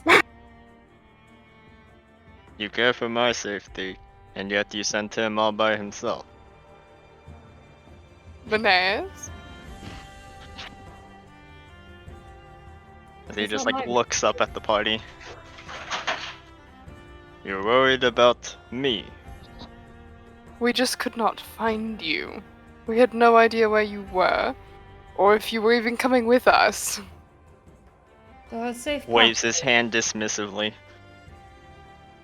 Of course. Well, perhaps we should assign one of those Misios to be Menaeus' guard. Atreus brings up a good point. I was not expecting to have Monet is here to care for our horses. They could always abandon their investigation. We don't need them to go in the group. One would be enough. Man, who's gonna hurt Menaeus? Giant griffins.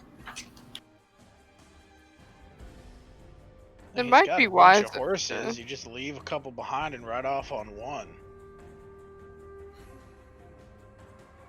The issue is more so him traveling on his own here, with no guard or escort.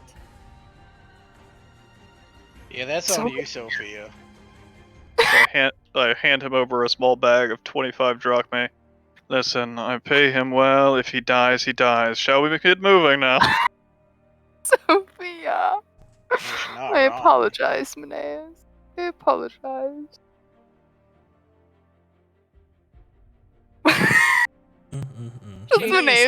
Menaeus. Nix pats Menaeus on the shoulder. Next time I'll be sure you have a guard. Menaeus. He's a fucking Pokemon. I've decided he's a Pokemon now. Yes. Yep. See, Pokemon can't die. He would just faint if he gets attacked by something. Well, not only did you underpay him, but you also hired a, well, actually, I don't think I can say that. Anyways. Poor Pokemon man, he only knows one word. Yep. He's quite good at horses. He takes care of the horses well, and that's what matters. So wait, did he bring Eddie with him? Does he have Eddie? Or do Look we have around Eddie? And see No, he should have Eddie. Immense amount of life around you.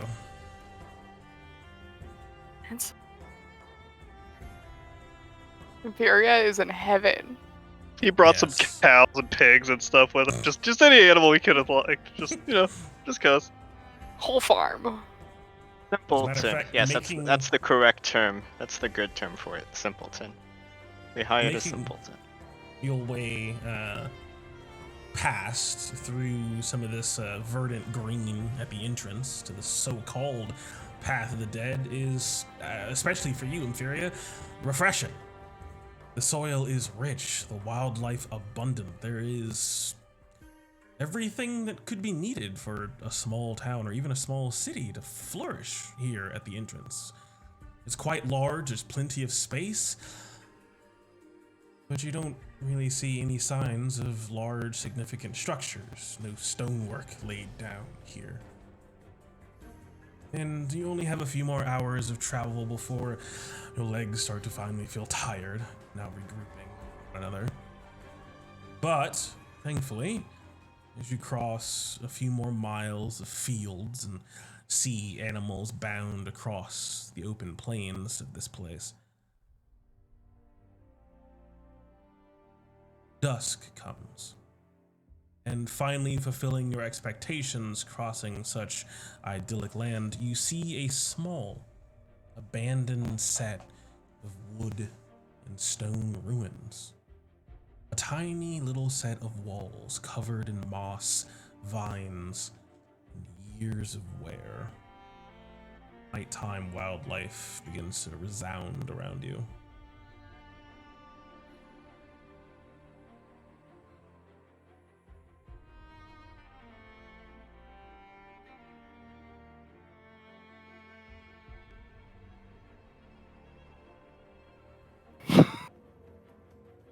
That didn't go well for me.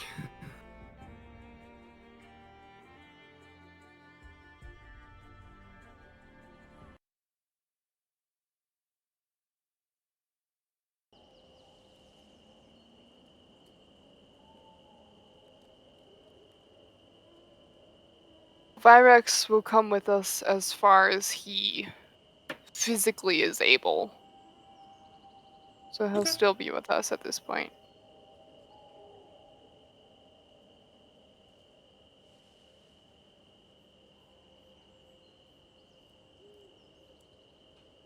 Are we supposed to be in the ruins? Because I saw them briefly, and now I see nothing. Oh. Wait, I see everything. I want to look down this well. Okay, I'm gonna reload really quick. Yeah, looking down the well, you see well water. My God. And lots and lots and lots of like grown in plant life. These days I can move.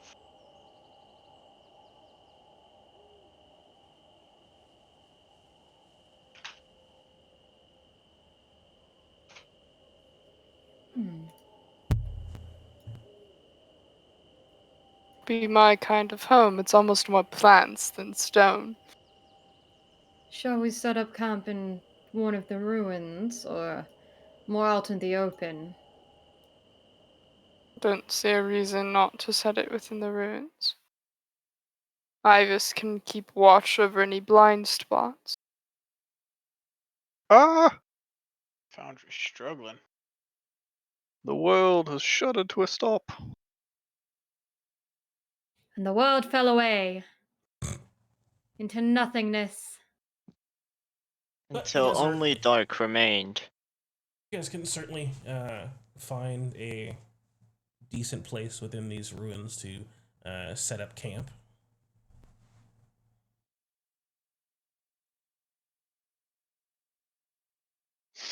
Start setting up my ritual. What ritual are you doing now? The same Oh, ritual I yeah, the cast every hut. day, Pinky. You know, Refresh. it's been a minute. Do I It's have been the a refresh hot triggered, second. or if I sit here, will it reload? It should reload on its own. Okay. Just get to hang out in the void for a little bit. Yeah. But you guys Staring at like, a you guys have the campsite to yourselves. If there's any private conversations or the like that you want to have, I'll just have at thee. I'm making On the some wine. precipice of truly entering into this the path of the dead. Kira seems to be preoccupying herself sketching the ancient ones, these big statues jutting from the mountains. So this is like the fourth night out from the city. Yes. I had to see my calendar thing. Yeah, I'm still in the void. Go about preparing my alchemy stuff, and I think I need to make like one or two more. Yeah, because you're gonna make some cold boys on the way there, right? Yeah, make some flame heart. Nyx is gonna Oh walk yay, more fire. as she works. Oh God. I love Imperius so much. Sophia, might I ask you a question? Sure. Your magic, what do you believe the source of it is? You mentioned a patron. Is that the one who's given you the gift? She gave us the understanding, but no. The magic comes not from her, but from the world itself. I practice the arcane. It is a school of understanding what magic is, and molding it with your understanding and inherent study. The form it takes is because of our particular type of study. The way of the Acromanticos family is a bit distinct from other wizarding schools, I suppose you'd call them. But no, she does not directly allow us to weave spells. Why? I'm just curious, as not a lot of talk of our sources of magic, and I got into some interesting conversations at the academy. Would it make a difference to you to find out differently? What do you mean? Well, you say your source of magic is based off of these studies that you had done and not from your patron. What if you were to learn that what you thought was the source of your magic is not actually true? What if you've learned it's actually the source from your patron themselves? Then I How do would you be think? happy that I finally knew the truth. We spoke before that one of the virtues I follow, a part of thy philosophy, is the constant search for knowledge, for understanding and truth. It is good, innately good, even. One of the very few things it truly is, to learn that something was mistaken and to learn the truth about it.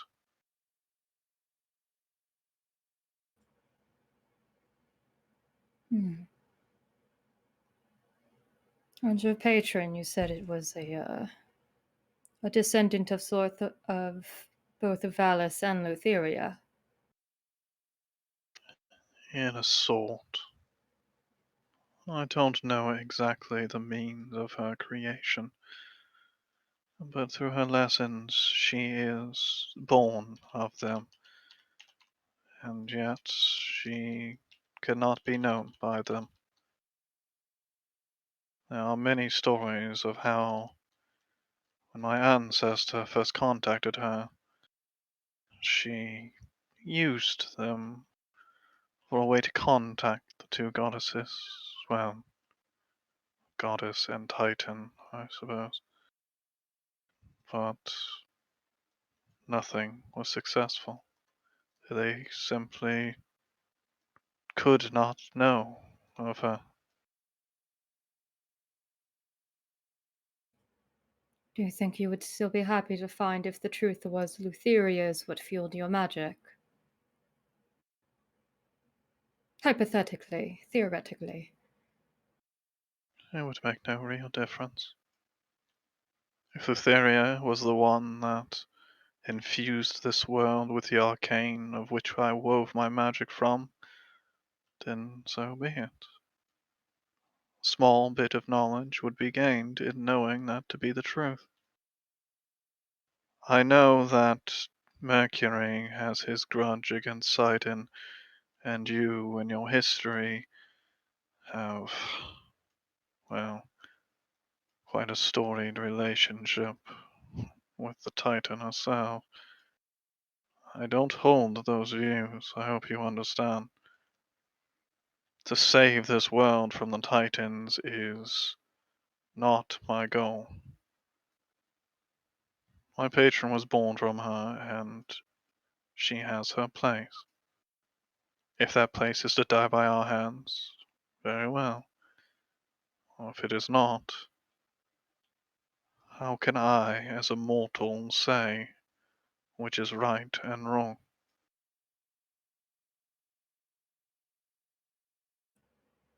Hmm. You always have such an interesting perspective on things.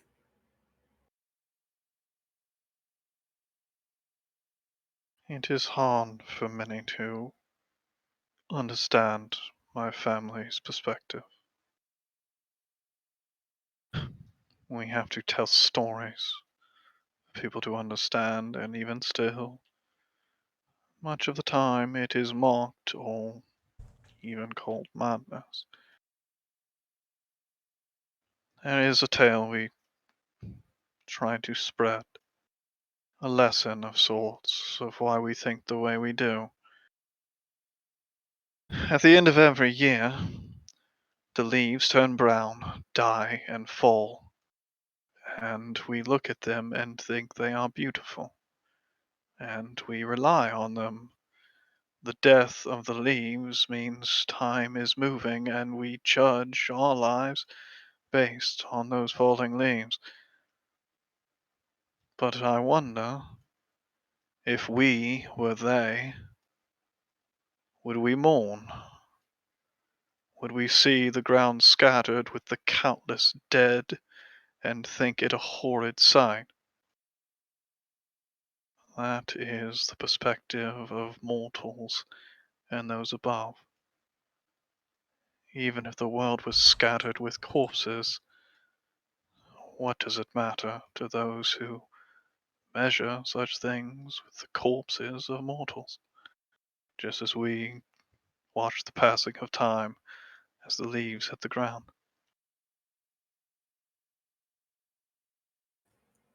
Hmm.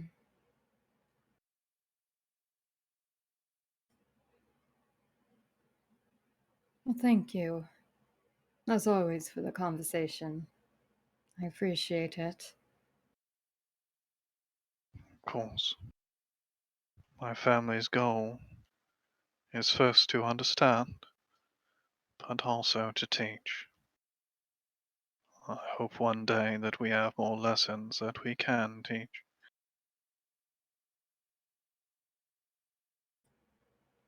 I hope the same for you. Thank you. I won't distract you from your work any further. Thank you for entertaining me. Of course. Snix is gonna get up and find her own corner of the bubble and pull out one of the scrolls that she got. And she's gonna pull out the first scroll. Start the series that Azarios wrote from the beginning so that she can see how it all ties in together.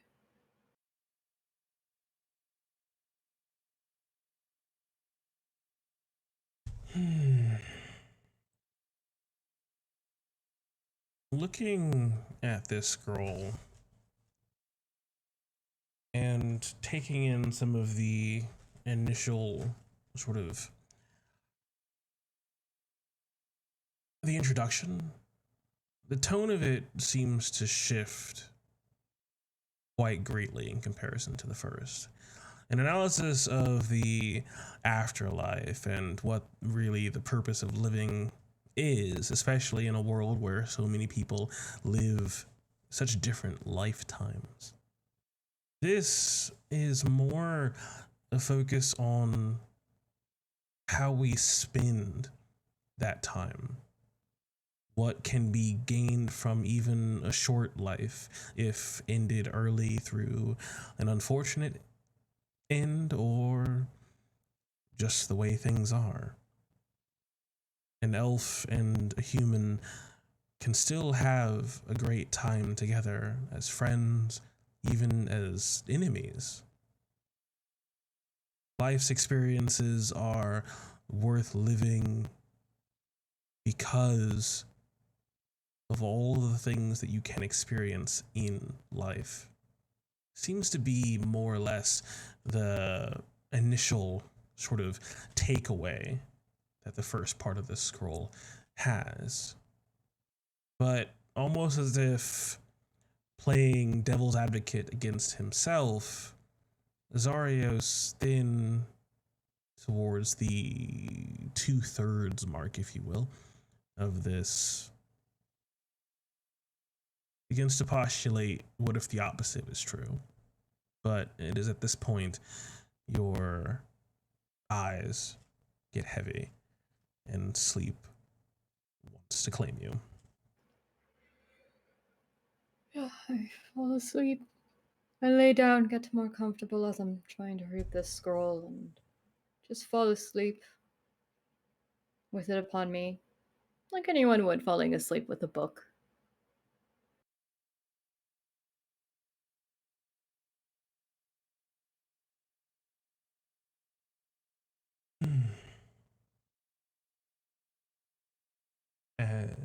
Are there any other conversations or that first night?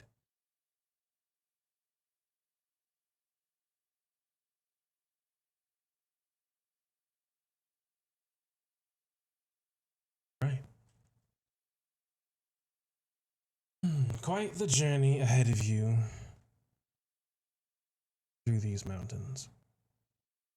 But what lays in store for them, those tracks, the supposed monsters throughout them, Necropolis itself, the city of the dead, all of these things aren't going anywhere.